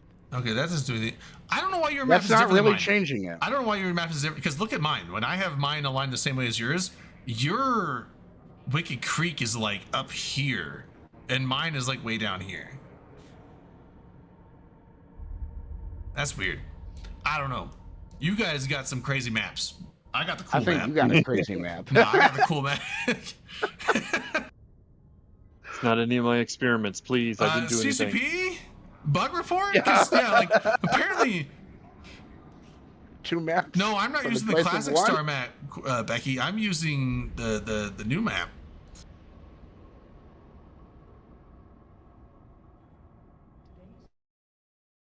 That's weird. Yeah, so we apparently have different maps. Apparently everyone has your map because everyone else is agreeing with you. So my map is like sword? Dude, I got like the fucking like great value map. You guys have the Kirkland map. Why you go to Costco? Hey, have you gotten to use that new Costco membership yet? No, because I actually just got the email to sign the new lease, but I don't get it till the new lease goes into effect, which is at the end of this month. So it'll be like early next month I can go. Yeah, that's fucking weird. So I mean, but at least you guys saw it from my perspective why I was arguing, because from my perspective, I still don't get why you were arguing. It wasn't looking that different. What are you talking about? Your guy, where you lined up the picture that you put on Discord, that line was way different than where mine would go through. My real talk, my nerd brain really would love to actually look at this from the actual grid coordinate system in Eve. I would love to know what is, like in Star Wars, Coruscant's coordinates are 000. Coruscant was set as galactic center. I would love to know what is the galactic center of New Eden. Yeah, but even regardless of the center, your map was actually like where mine is. Your map was like shifted like 20 degrees counterclockwise compared to mine, even though both of ours were set true north on the setting. So that's weird because obviously the map is the same, but like mine was like take your map and shift it clockwise about 20 degrees, and that's what mine looks like, set north. And if you could look at it that way, you could see how I was saying in some others southeast. No, I get you. I was kind of memeing on you. Yeah, so I don't know. You know what? Hey, my map, I love it. You're in your own reality and you enjoy it. And that's why I always was confused. Like, oh, the Eastern War. I'm like, yeah, but it was like when I was a Pet Alliance in Solar Fleet, they're like, oh, the Eastern War. I'm like, okay, but Solar Fleet was in the East, but we were fighting down in Wicked Creek. That's not East. And then they're talking about like the South War, and it's like, huh? Like, it's like every time I see this wars labeled with directions, I'm like, y'all are fucking high. I don't know. Yes, and but now I know. Now I know just my map is fucking defective, apparently. CCP, I did help. not tinker with your map module Darwin, on fix your my Switch. map, Do not man. blame me. No, you know what? No, Darwin, fix everyone else's map. That's what. and needs to yeah, happen. like I like what Timber linked in guest show notes better than what I had posted. I didn't even notice he posted that 15 minutes ago or so. That is in my mind, like how I looked at it, and that is actually a big part of why like Wrecking Crew set up shop in Derelict Lowsec, because being at the center of the map for movement of supers and titans, the amount of them that end up moving through there because of routes when like moving or like from one side of the map to the other, many of those routes lead you through there. And that his actually puts Insmother into the northern hemisphere. Yeah, that's so weird. Yeah, because on my map, like on that picture you posted in the chat, in the whatever chat, with those lines, that your line, and even though, so in my map, Derelict, which is where yours is centered, is actually on the southeastern side of the Empire. The center would be much more like Liaison or Liaison. And if you drew a line straight east from there, it would literally go straight through Ethereum Reach and the Spire. Like that is where my map is centered, straight north and south. Yeah, and like I've always had it in my brain that literally everything of drone regions is northeast. Like just literally all of it is northeast. Yeah, I always thought drone regions was straight east. Like that is the east. The north is Declan, Tribute, Vale, Venal, all that. Yeah, the only thing in Eve, space-wise, that is true, like due north, is Jove space. Yeah. Oh yeah, so for me, like Jove is northeast. Yeah, no, Jove is straight north. That's wild. We've just completely like turned Drayden's world, well, not upside down, but 20 degrees. Yeah, like yeah, I'm gonna turn this thing back on, like the map. So Jove space, this is straight north. So this is the Empire. Jove space is northeast. Like, so you guys are looking at it like this, but I'm looking at it like this. So like, that hurts. It's like this is how I've always looked at the game. Like this is my north-south orientation. Like Droneland straight east, and like Jove space northeast, Venal straight north. Did you change a default? No. Like, look at my compass in the bottom. It's like this. It's saying like this is straight north. It's saying this is north and south oriented, and Droneland and like Jove is northeast. Dronelands is straight east. So I don't know. Fucking weird. But there we go. Well, you've got Street Corner Becky in your corner. You know what? Hey, fucking. I know that's the thing. I have another alt, and when I open the map, it's the same on that character, but I don't know. Maybe it's an Apple thing. Excuse me, sir. I am looking at this on a fucking Windows 11 machine. Oh, okay. Which is a problem in and of it itself, but that's another dude. Conversation. All the OG. Hold on, let me change the thing. There we go. All the OGs are coming. Dude, we got Blast of Hell coming back. Z-Drone came in. Laid Back Daddy-O coming in. He hasn't stopped by in a while. Yeah, well, none of these dudes have stopped by in a while. Like, yeah, Blast was we OG we host. Z-Drone was like, Z-Drone was like all we needed was a map. 6 to 8 years ago, he would come in, and there was another guy that would joke around, be about the #1 Open Comms fan, but then like Z-Drone would like jive with him. And now Laid Back Daddy-O coming in. I remember him Discord. coming on the show a couple times in my early times. I can give you a Discord invite. Yeah, it's just weird that I'm gonna have to tonight get- specifically. There's like a ton of people just showing up that have not been here, and I haven't seen them in years. I'm coming up on 20 hours awake, so I should probably go away and like turn into a pumpkin or something. To a pumpkin. Yeah, you guys take care. All right. See, Laid back. What's up? Welcome. Map wars. What's going on, dude? Yo, Just Drayden and I having a conversation / intense we are debate arguing. about We are the arguing nature about of the cardinal directions. universe. Cardinal direction argument, which is funny because it's arguable about directions in any way, because usually directions are in relation to others, and so It for is there space. to be a north or south or east or west, there has to be a central focal point, and what you determine is the north or south to that in regards. But Just don't tell Drayden. Just don't tell Drayden that in the ancient Chinese world they flipped everything upside down. So if you were thinking like we do in our maps, north is on one side of the map. They flipped it so north is to their back and they're looking down towards south, so their maps would be upside down in comparison to what we think. well, were they south of the equator?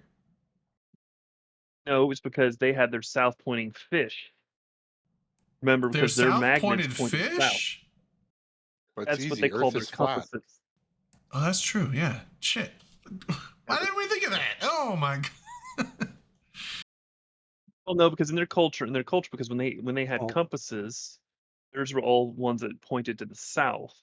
Right, that's what They I'm saying. use Like, my what side, Well, of the, no, no, well, what there- side of the there- equator were they there's- on? Because there's magnetic south and magnetic north. So if So- their compass is pointed south, that's because they were south of the equator, right? No, that actually it gets even more fun than that. Oh, Technically, the North Magnetic Pole is actually a South Magnetic Pole. Dun dun dun dun. oh. Yeah, when it comes to magnetism, the North Magnetic Pole is down in the southern hemisphere, and the North Magnetic Pole, and the South Magnetic Pole is in the northern hemisphere. Is that because of the magnetic flip that happens occasionally?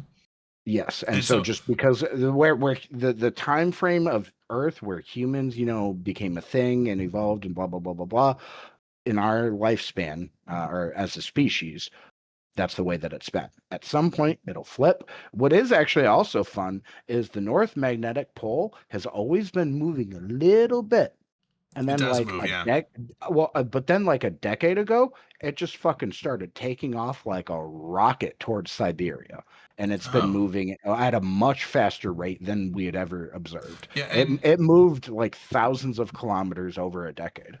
and it's also not at the North Pole. The last I knew, Mm-hmm. it was like in Canada, like northern way up, like past Hudson Bay, Canada. But it's not quite Yeah, true it's north. But good. if you said it moved to like Siberia, then it's shifted around. It does. Yeah. It was like not too long ago. It was over just above like Baffinland, like Mhm. Baffin Island, and then it's shifted way over towards like Siberia, and it kind of just goes in a circle. So I'm going to actually link an image that gives you a description of like what it looks like, Drayden. But that is where it's at now and what it's been doing in its overall trajectory. And it also shows you where was it 50 years ago, where was it 10 years ago, and where is it now. But like, Yeah. it just all of a sudden was like, oh, I'm going to move this way, and Well, because sooner or of later, because of imaging that we can do thanks to earthquakes and like deep earth imaging we can do now, we've figured out that there's a huge gravity anomaly underneath Siberia. There's something sucking it that way, basically. Well, and the thing is, because the mantle is mostly molten, and you have the core. It's Earth is not uniform in density, and therefore you're going to have. Now that's more for like center of gravity, but I mean, like the magnetic poles, the magnetism, it shifts around. I mean, if you take a magnet that's not a solid magnet and it's like a fluid magnet, and you spin it around and move it around, the magnetic fields are going to shift and move. And so that that's makes what's sense. useful That about. makes sense. But the fact that it shifted from like Canada to Siberia in such a short time is Well, it's not gotten to Siberia. It's moving in that direction. But currently, it's under the Arctic. Okay. It's at the Arctic Ocean. It's not over land anymore. Yeah, but I mean that's I mean I know that they've been talking about like, oh, I mean, we know it flips, we know it does, and we know that when it does flip, it's usually rapid, not like today it's north and tomorrow it's south. It's not like that fast, but we know that it is in a geological time frame very quick. So I don't know what that means. A handful of years, maybe a decade, but that's really quick for it to flip. But I don't know when the last. Do we know when the last flip was? Okay, so Earth. Let's see. The entire process from start to finish can take from 2,000 to 12,000 years for the actual flipping, and the last magnetic pole reversal was about 780,000 years ago. Okay, so that's a long time ago. A little bit. Yeah, check it out. So yeah, Yeah, so in a geologic sense ovoid, of or whatever they 1 call to it. 10,000 years, essentially, for it to once the flipping process begins, that's quick. However, on a human scale, that's a long ass time. It's longer than human civilization. Yeah. Now, but the thing is, like, that's when the last flip was. But the duration of like how long it takes to flip from north to south, I'm curious what that is. Like, are we looking at? Because I know it's not days, but it's like, is it a few years? Is it a decade? No. Is it like 100 years? Like, how long You're does it take to flip? That's what I'm trying to tell you, Drayden. Oh. So I'm reading here for you. The latest, the Brunhis Matuyama reversal occurred 780,000 years ago, with widely varying estimates of how quickly it happened. Some sources estimate the most recent 4 reversals took on average 7,000 years to occur. Okay, so it's gradual. It's quick. In our in human terms, in gradual. human terms, not even in geologic, quick. Yeah, in geologic quick, but even in human terms, like almost unmeasurable. Because if it's 7,000 years, like imagine how many lifetimes that is. That's longer than human civilization. That's like 750 to 800 lifetimes if you take our average lifespan nowadays. And that's not generations, that's lifetimes to shift. That's pretty slow in terms of us noticing it, but geological very fast. I don't know. So what is also interesting though, so like I like reading about this. So I think it's mostly igneous rocks. Essentially, if it's got anything that's any ferrous material in the lava when it comes up to the surface, when it solidifies, the atoms will align to the magnetic field of the ferrous material within that, and then will stay aligned in that way once it solidifies. So we can use that as a way to see when that rock was created, which we can figure out the age of it through various methods. We can know then at that time, this is the way that the Earth's magnetic field was oriented. So we can figure out things roughly within certain windows. But there have been some instances where and I want to go read about this because I hadn't heard about this before, but the Lashamp excursion is what it's called, but where the magnetic field of the Earth inverted for just a couple hundred years and then flipped back. I want to go read about that and learn about that because that sounds interesting as fuck.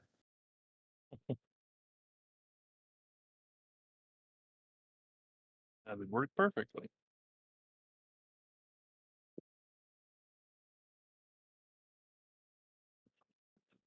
We've gone from Eve Frontier to Rocks to. Oh, we've gone all over the place. Ooh, okay. So here, I'm gonna read this. It is for an you, after show. Drayden. It's been after show for like an hour though, so it's, at this point, it's everything's just kind of fair game at this point. But. I'm gonna read off a. Can I read off a paragraph to you about this? Because this is interesting. No. Sure. Sorry. Since its discovery, I'm doing it anyway. Since its discovery, the Lashamp excursion has been demonstrated in geological archives from many parts of the world. The transition from the normal field to the reversed field lasted approximately 250 years, while the magnetic field remained reversed for approximately 440 years. During the transition, the Earth's magnetic field declined to a minimum of 5% of its current strength and was at about 25% of its current strength when fully reversed. This sounds reduction, bad for us. yeah, this reduction in geomagnetic field strength resulted in more cosmic rays reaching the Earth, causing greater production of cosmogenic isotope beryllium-10 and carbon-14, a decrease in atmospheric ozone, and changes in atmospheric circulation. Also, yeah, AKA not good. Yeah, that we kind of need the magnetic field for our current nodes. Now, if the magnetic field failed, we could probably come up with protective barriers to protect us from the cosmic rays, but you know, no more going outside and enjoying the sun type of thing. Yeah. That event is apparently attributed to the sunscreen, extinction. They think that is a big driver of the Australian megafauna, as in a lot of the large critters that's that why used to live everything there. wants to kill it. Oh, so Yeah. low No, magnetic field equals it- deadly it shit. It contributed to the extinction of Australian megafauna, the extinction of Neanderthals, and around then was when cave art appeared. Okay, so Neanderthals, they interbreeded. They did interbreed, and so they went extinct, but I don't think it was an extinction because of just a geological thing. I think it was more of a Homo sapien was a much more successful species, but Neanderthal, was it Homo neanderthalis or Neanderthalis or something like that? They were close enough that they could interbreed, and they actually estimate I saw a thing. Fuck, I can't. I think I want to say it's like I think they estimate that like 3 to 5% of the world's population has Neanderthal genetics. I have it. I have Neanderthal DNA in me. I did 23andMe a few years ago. Fuck them for selling out and going bankrupt, because now I have to like figure out what they're going to do with my data. That's a whole nother topic. But no, like I have like I think it was like 5 or 6% like Neanderthal DNA this many generations past. Yeah, and it's pretty low, but yeah, I think I remember seeing a thing where it's like 3 or 5%, or maybe it's 3 to 5%. Of the world population has some amount of Neanderthal DNA. So I'm sorry, Skyheart. I just got this image and I just realized this because we were talking about rocks. Am I gonna want to fight you after I hear this? Well, no, it's like we better not put rocks around Skyheart. We'll be in trouble very quickly. Who's Skyheart? I mean, Skyheart, I like mining. is Skyhawk Everheart? It's the short. It's apparently it's apparently the shortening for my name. I've It's just the It's the Skyheart Everhawk or Hawk Ever. Skyheart Ever or Skyheart Hawk Ever. No, okay, Drayden, you almost outed my hauling alt. So okay, actually, Skyheart Everhawk is a hauling alt. So true story. This has been my hauling alt for the longest time. Dude, you got it's been released. It's out there if you look hard enough. So I don't care. But my neutral that I like. Told you where to find it. I kept it clean for the longest time, but my hauling alt is Hawkskey Heart Ever. Hawks, that's not even close to what you said. What do you mean you got close? Well, Skyheart, I'm sorry, but I was trying to say because you said earlier you had Neanderthal DNA. I said we should not put rocks near you. Wait, I like mining. I have a fleet of miners. Don't put rocks near me, or I will suck you. Okay. Well, the joke is it's a scientific joke about rocks. Make rock. Smash something or build something. Shark Well, bait? I mean, yes, I am also a firm believer in that some people deserve a boulder to the face. Yeah. Okay. In game. Multi joke here. So I think the rock went over the head. Okay, there we go. Sisyphus. No, I knew it. You put the little rock through the eye socket. Sisyphus Everhart. The rock in the. Oh, sorry. Joke inside head. Sorry, I should have not let it out. Okay, you continue whatever you were talking about. I don't know. I'm pouring a shot and drinking some lemonade. Damn. Well, I think you're supposed to go to bed. You need to go to bed. Let's lemonade. Let's go. I've got a little. When I figure like when I'm done with this, we'll probably send a raid that probably gives us 10 to 20 minutes. So, Drayden, to shift the topic a little bit, because I'm curious, and you may not be able to answer this. I can answer. I don't know if I'll be right, but well, fair. I know because we've talked about, we're changing the format for the show, for going for partner and trying to focus on things. I'm curious, how are we actually doing compared to before? I wasn't sure if you'd looked at any of the I like the way the show has gone. Metrics, I don't know. I think the metrics have been higher, but that could be because Unlucky has rated us more often than he did before. So I think the metrics are higher, but it could be skewed in that aspect. And because he doesn't rate us every night, we can't expect him to rate us every Friday. So when he does, I've noticed it helping too. I was just curious more of because he brings like 100 to plus people, and I mean half of them will leave, but it usually ends up bringing our numbers from like 40 to 80, so on average. So, but honestly, it's like. Regardless of the metrics, I mean, the metrics are important for partner, and I do want us to push for that. But the thing is, like, my main goal was not necessarily changing the structure specifically to get partner. That would be a cool side effect, in my opinion. My main thing was like I wanted to change the structure to get away from the fact that in the past we had shifted to talking about Eve for like 20 to 30 minutes combined for a 2-hour show, and then an hour and a half of either random off-topic discussions, or it honestly it felt like we spent an hour every show talking about Eve meets, and I was like, Eve meets are fun. It got excessive. Eve meets are fun, but it's like that should not be the one. It's okay to mention an Eve meet if there's a new Eve meet announced or a promotion coming. Hey, this is happening soon. Let's go there. If you can make it, type of thing. Like that's it's fine to do like a promotion for it, but like it's like we shouldn't just be like reminiscing on old Eve meets for an hour of the show. When it's one thing if it's like the show right after an Eve meet and we're like recapping, hey, this is the fun we had. That's one thing. Or if it's like a couple weeks before the meet, like hey, this meet's coming up, see you there. But even then, it shouldn't be half the show. And so it was just kind of like one of those things where it's like I didn't want the show to be. I didn't want to like have an Eve show and have it only be 20% Eve. It's like if we're gonna have an Eve show, it should be like 80% Eve, and then it's okay. Like I like I like the fact that we do some drinking, and we have some tangents from time to time that might not be Eve related. That's fine as long as those tangents don't go on for 20 minutes. It's like if we're like talking about Eve and then we have like a couple minute tangent. And then get back to Eve. I was like, that's fine. That's good. But it's like we shouldn't have over half the show not being about Eve if we're gonna do an Eve show. And so that's the voice crack. Sorry. Agreed. So that was my thing. It was like that's the change I wanted to have happen, and I think that we've done pretty good at that. 100%. So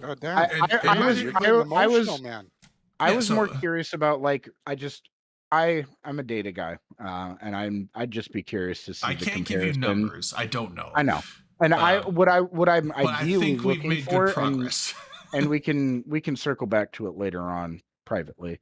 I guess what I would love to see is the comparison of what did those numbers look like when you filled out the app, and what do they look like today.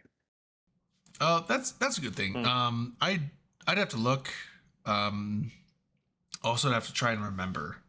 Because it's not. Oh, don't worry. I will remind you. It's not like when I'm not saying remind to look. I'm saying when I sent the app, it's not like an email where I can look at a sent email. It's literally a form on a form on their website. So when I send it, I don't have a copy of what the things I sent was. Did you? Oh, you didn't have to like save screenshots for it or anything? No. It's literally there's a metrics thing. But they're like, how do they verify it? Because there's a link. There's a metrics. There's various metrics websites that you can go to, And so I Is posted. that link tied to what it was like at that time, or if you go No, to it again, it's it'll show you tied what to it is now? current. Oh, It's tied to whatever okay. current active. So if I went to that same link, it would just be like what our metrics are now. Okay. And not back then. So that's what I'm saying. Like it's I can't really know what the metrics were when I sent that. But I have an idea. I know it was roughly like an average concurrent viewer of like 30 something, which they want 50 something. Well, the reason I'm talking about it more now is I have a feeling while this war's going on, we're not going to do the Saturday streams. So we might be in a window where. Well, we were doing Saturday streams for a while, and we could do other things as well. So I'm thinking that we might be in a window if we're above the minimum for the metrics. If we want it, we should probably we should look, and if we're where we should be, just apply, because our average might slip over the next month while we're not doing as consistent Saturday stuff. Because like for me, for tomorrow, for example, I'm going to try to go on as many Pan Fam stuff tomorrow, and I'm not planning on doing it around. I have been so much fun. Combined Mother's Day, Father's Day present, taking my parents to a movie tomorrow, so I will not be around. But yeah, like I won't, and also the fact that it's summer and there's more stuff going on. I have a feeling that over the rest of June and at least July, I think us doing the Saturday roams will be difficult. Well, so the Saturday roams are good, but here's the thing. So we weren't that short on stream time, because I think stream time they wanted at least 10 hours a month. And if you look, so we average 4 shows a month, which is an average of 2 hours. That's 8 hours of stream time. So honestly, if we stream half an hour extra each night, we would meet that. So that wasn't the main break point that we weren't meeting. Well, then the main break point we weren't meeting was the concurrent viewers. And then also, I think the last time that when I sent it in, it was not right after Dirk left, but it was also when we were doing, like I said, it was also when we were kind of not focusing on Eve. It was like 30 minutes of Eve talk and an hour and a half of whatever. So I think if we go with what we're going with now, where it's like we focus more on Eve, and now its tangents are fine, but like as long as we reel it back to Eve consistently, and I think we've been doing pretty good about that the last few weeks. And if we keep that up, I think that will make a good impact. But also, so the viewer count needs to go up, which I think that will go up the more, because the more you talk about Eve, I think more people that are interested in Eve will watch. I think a lot of people tune in and it's like, oh, this isn't, I've been watching for 20 minutes and they haven't talked about Eve once, and they leave. So I think that if we just, it's not like I think if we just talk about Eve more, which we have been doing, I think we just will retain more viewer count. And then, so I think that if we just keep doing what we're doing, but also if we add some extra streams occasionally, which I'm down to like add some random. Oh, and I also like, I mean, obviously I think it's been noticed, like now that I've suggested 2 of them, I like the idea of us doing like kind of out of the box, like special episode kind of things every once in a while. I don't want to do it too often, but like something that makes it fresh, something that's very different from other things that we've done. Like we're going to do hot comms. Also earlier tonight, I brought up doing like a reunion episode, like just different things that are outside of the box and of what we would normally do. Yeah, as long as they're still Eve focused, because I think that's also the main thing that might have been, because I know that Eve or the channel focus. I know that CCP will fudge their metrics if they think the whatever production that is applying for partner that they like, they'll fudge the numbers and like not take as much account. If they like it enough, they'll do it.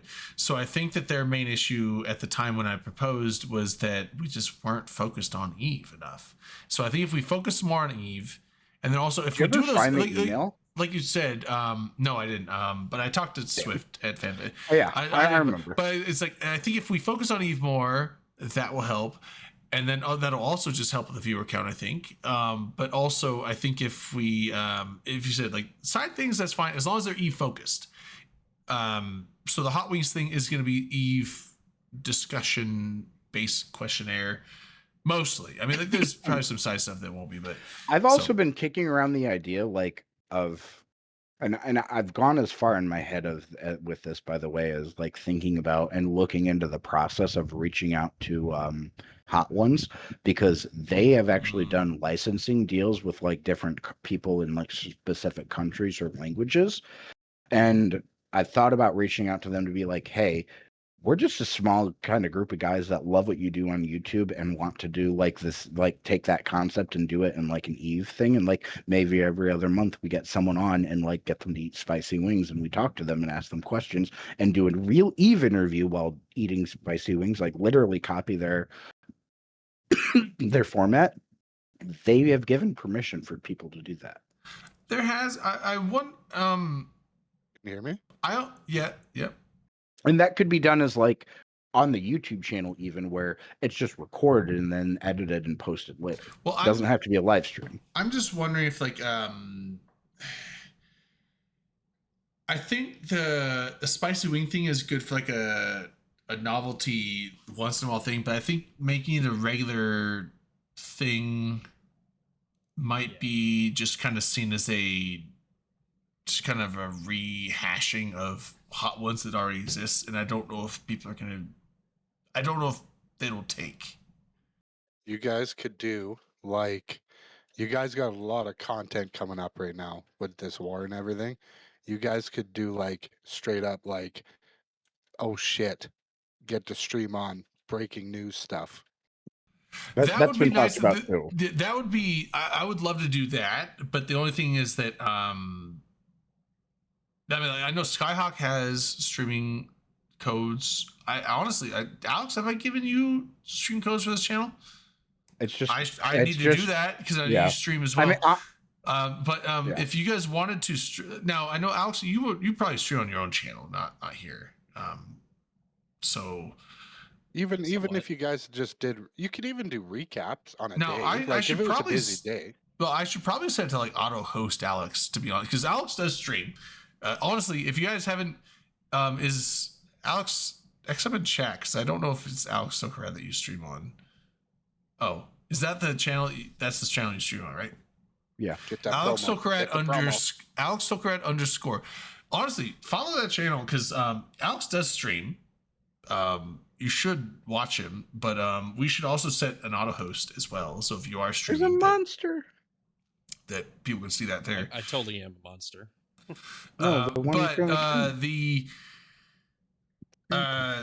So I would like to, but it's like, I honestly, with my job, Monday through Friday, well, Friday I usually get off early enough because I like to do the thing here, but like, and I'm also kind of the manager. Anything borderline Euro time I'm the zone, manager of my own you can't department, hit. and I do my own schedule, but I also, because I do my own schedule, I like, there's things that has to be done that I'm like, oh, I have to give myself a long day today. So Monday through Thursday, rough for me to do anything reliably in the evening. And I'm also West Coast US time zone, which makes it rough to, because if it's an EU fight, it's in the morning for me. I can never make it. If it's a US time zone fight, it's like, if it's East Coast US time zone prime time, which is like 6 p.m., that's great for East Coast, but that's 3 p.m. for me. I'm still at work. So it's like, unless it's fair. Yeah, No, so Alex and I being East Coast are much better positioned because, especially me, because I get off work at 3 p.m. Eastern time, which is like 7 p.m. Server time. It's like I'm basically home right after dinner time Eve. Get it, even if you can't make the fleet, get in a. Most FCs probably won't want you streaming the fleet, but get in a Covox. I was wondering how Rain got away with the streaming as much as she did. Because she doesn't get in the fleets, and you don't hear FC. She comms. she was well. You didn't hear comms, but she was logi. Oh, she probably muted. Well, if you could set up, I think she put. I don't know if she had a second tune for the camera. Either delays or probably one. She probably put if you have like what do you call it, like a virtual audio cables or I keep TLDR. I keep meaning to actually ask her about it. And that's what I'll do. I always just muted comms with a mixer, so I would hear it, but stream would never hear it. Yeah, that's the thing. Is like if you have like virtual audio cables or something similar to where like you can hear it, but the stream can't. That's what you need, because Well- you will definitely get in trouble if you're in a fleet and the FC comms are coming through the stream. You're Oh, fucking for sure. you're Well, no fucking doubt, getting no. kicked from the Like, alliance well, no, and that- the that's just, coalition like, and blacklisted that's the kind probably, of- but yeah, no, I when I was an exec and like as co-CEO now, if someone in my like corp or alliance was doing that, yeah, you'd be getting the like permaban hammered, like dropped in your face. Well, I Like, know that Rain, 100%. Rain lately, she has not been in the fleet. She's basically going in with a cloaky and streaming the fights just on field. So, I mean, you could definitely do that. And that's the thing, like, if you guys want to do that, like, get in a fucking covert ops, put an interdiction nullifier and a warp core stab on there, and a cloak, and just all inertia stabs and just empty other slots, because why the fuck do you need those? And you guys could totally. Alright. You guys could do so. and just good you could just on like your- cloak up and just like there's no like no one has a problem with you streaming the fights externally. The only issues that any coalition will have is if you're streaming the fight and FC comms are coming through the channel. Well, the Then- other then thing you're- that I've then you're thought in of, big trouble. But the other thing I've thought about is just recording things without the comms. you could do that. And then posting a video after the fact. But Yeah. again, that would end up being only the YouTube channel. Also, before I leave, because I am actually going to leave in a moment, just to go off of something that Street Corner Becky was saying, she said put more clips on the YouTube channel could bring in more eyes, shorts specifically, not just the re-uploads of the show. I would love to turn anything that people take as a clip on the Twitch channel and turn that into a short. I'll be honest, this is my first time ever like playing with anything like this with YouTube. I'm not great at editing, need to get better at it. What I struggle with is picking out what the fuck should I take from one of our streams and turn it into a short. Yeah, That's what I need to get a feel for. And if anyone has constructive feedback, I am ears open, because this is something that I'd like to learn more and get better at. So please like DM me if you have feedback when it comes to shorts for our YouTube channel. I am ears open. I would love to hear it. Also, Street Corner Becky is a dude. Oh, well, hi. Then, yeah, they just, yeah. Well, and they just said it earlier. Yeah. I was like, yeah, that's Love you. Yeah, love you. Yeah. But yeah, what's new with you guys besides like what have you guys been doing in Eve? What's going on? So when was the last time you came around? Was I in NC Dot? I think last time you were here, or Yeah, pretty sure. Yeah. Okay, so I left NC Dot, and Good man. Well, in a very dumb way. I was on stream very no. drunk. It was like, you know what? Fuck Vince. I'm quitting, and I literally just like fucking left Corp and left Alliance right then and there on the stream, and I hadn't moved any of my shit. So, and then I was like, ha ha, and then just like fucking potted myself down to Jita, because I'm a Caldari dude, and I can set my school to like 4 jumps from Jita. And then I got to Jita, and then like logged out, and then the next morning I'm like, oh shit, all my stuff is in NC Dot stations. Oh no. So I had to asset safety fucking everything I owned. That was cool. That was also really stupid because I felt really That bad because Lady Scarlet, I was in DICE. Lady Scarlet is one of the nicest fucking people you'll ever meet. Oh, in Lady Eve. Scarlet's an absolute gem. I love Lady Scarlet. She's so nice. And I adore her.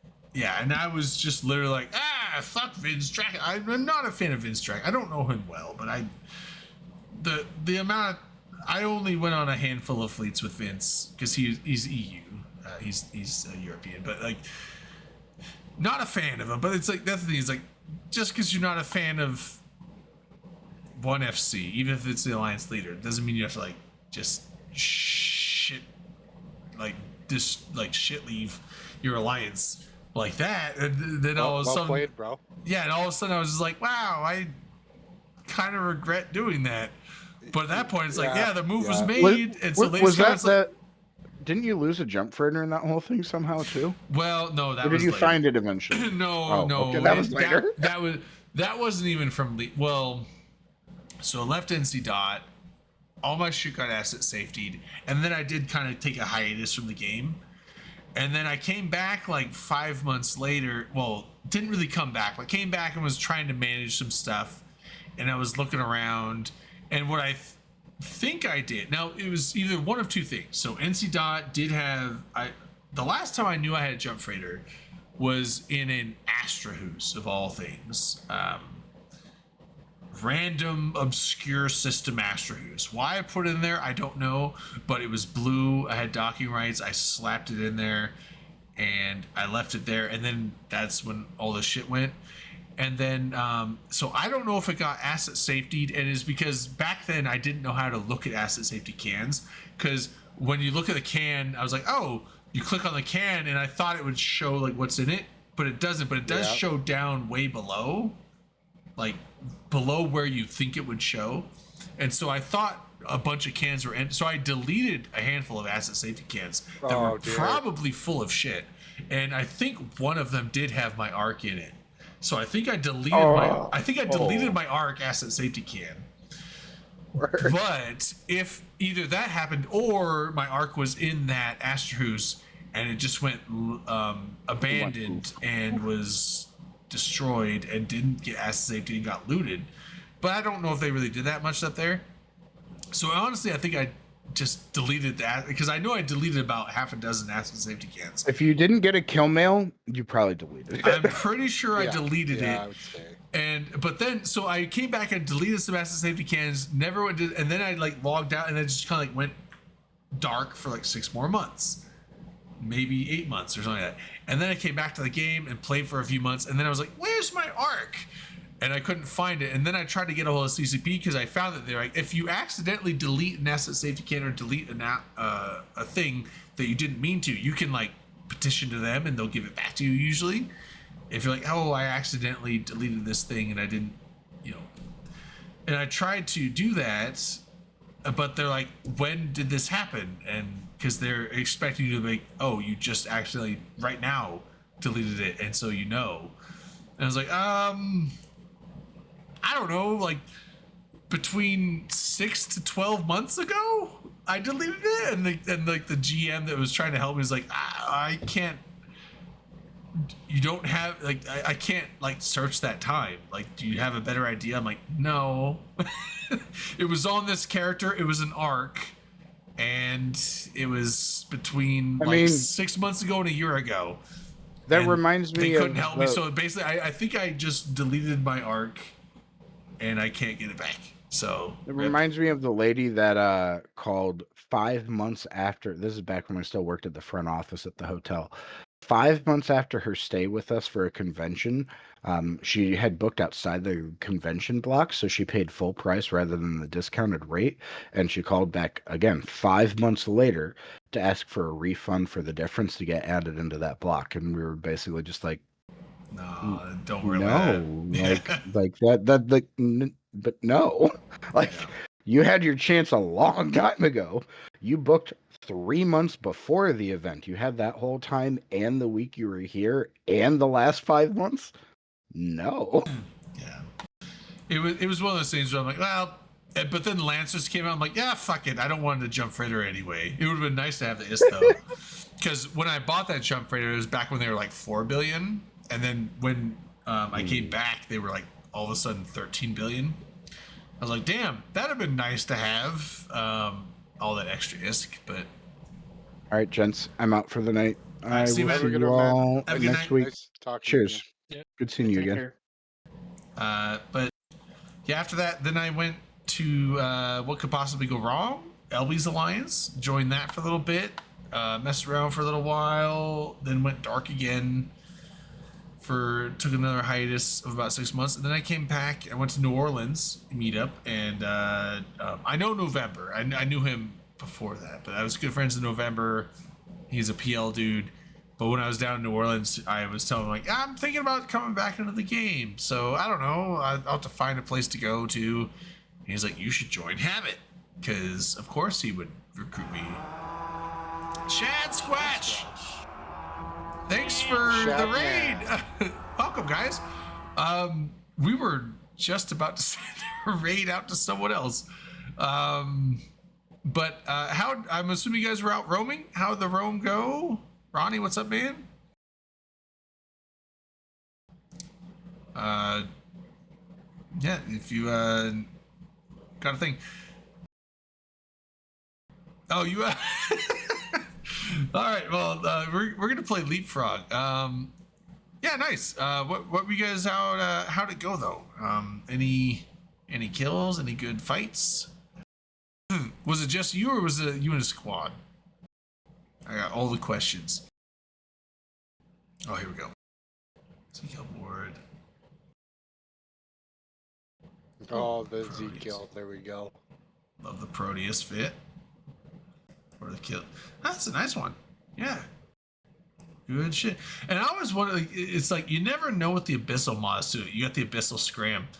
And the thing is like there's no real good way for them to price the Abyssal mods, because basically every single mod is going to have a different attribute, because the the Abyssal Mutaplasmas, whatever they are, will affect 3 or 4 different attributes in different ways, and so you'd have to have every single combination of those, and it's kind of impossible. So 2 bill Abyssal mod, nice. That makes that a juicy fucking kill. Love it. But yeah, so real quick, so yeah, went to What Could Possibly Go Wrong, and then hiatus, and then November recruited me to Habit, and I've been in Habit since. Been enjoying it, although now I've been doing much more Horde stuff and less PL stuff. So I've been thinking about possibly shifting from PL to Horde. So same coalition, same side, but just different home bases, basically. Yeah, man. Yeah. Like PL's kind of the retirement club, eh? Well, I mean, PL's pretty active. It's just that the number base is lower than it was back in the past.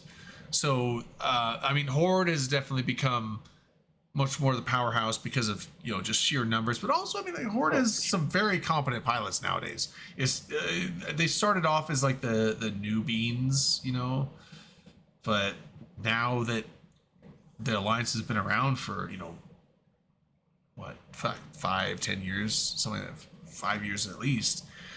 It's actually full of a lot of really, really, really good, competent pilots. So Horde is actually the powerhouse in the PanFam block, and it's not PL anymore. PL is a smaller like group of Kings now. Yeah, PL is a lot of the PL pilots are very, very skilled. So PL is, I would say, on average, higher skilled than Horde, but Horde has so many more people, and Horde is also just very skilled in general. It's not like Horde is a bunch of new players anymore. So I would say Horde is the power block behind the coalition, not PL anymore. But I do like, there's a lot of PL dudes. I like them. It's fun. It's just, Horde is just more my style. I've been flying with Horde a lot more, so I think I'm going to probably transition soon. But that being said, we should send a raid. Thanks everyone. Seema. Welcome. Seema, man. I love Seema. Seema's a good dude. But yeah, let's send another raid. Thanks for the raid, Shad Squatch. Appreciate it. But we were pretty much finishing up, so let's just move you guys on to another one. Let's hold on. Let me take a look. Who is streaming right now? Who's doing the Eve stuffs? Ghosty. Yeah, Ghosty's good. I like Ghosty. I mean, Crash Snaps is always fun. That's Crash Snaps. Crash Snaps' stream is always an experience. I'm tempted to send it there. Anarchos is going. I like Anarchos. Anarchos is really cool. He does some good.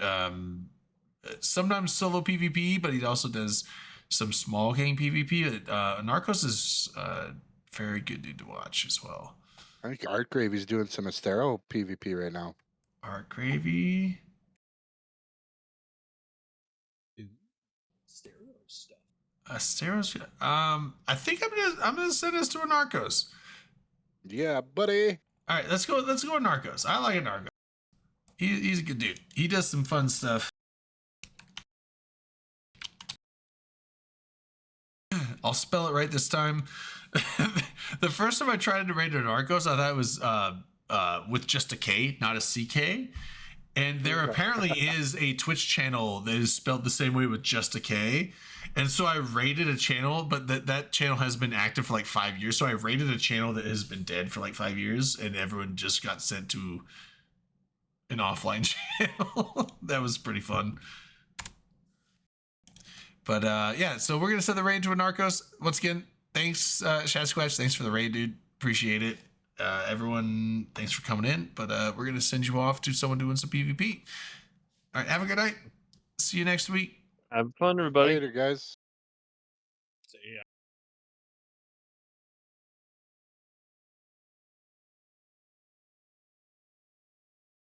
All right, should be off.